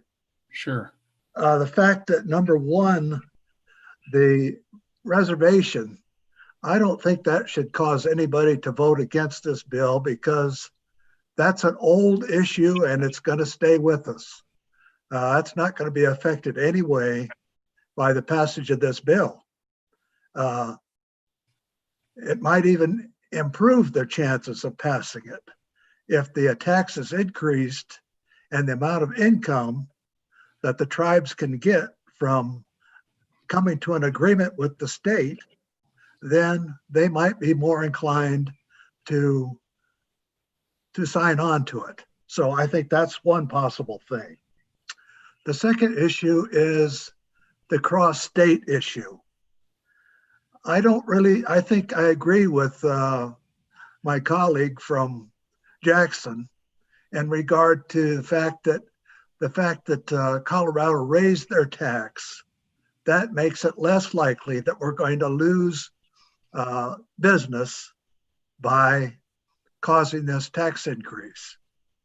Plus the fact that I might say that in regards to South Dakota and the little town up there, the South Dakota tax is $1.53 a pack.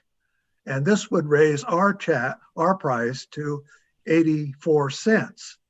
So there would still be a significant margin that would cause people to come from South Dakota to that little town. The third thing I'd mention is the fact that both the cities and the counties are in favor of this bill. In view of the fact that there is all this discussion of a higher tax, and the cities and counties have come out in favor of this 24-cent tax, I think is an indication that they are tired of this debate going on and not getting any income.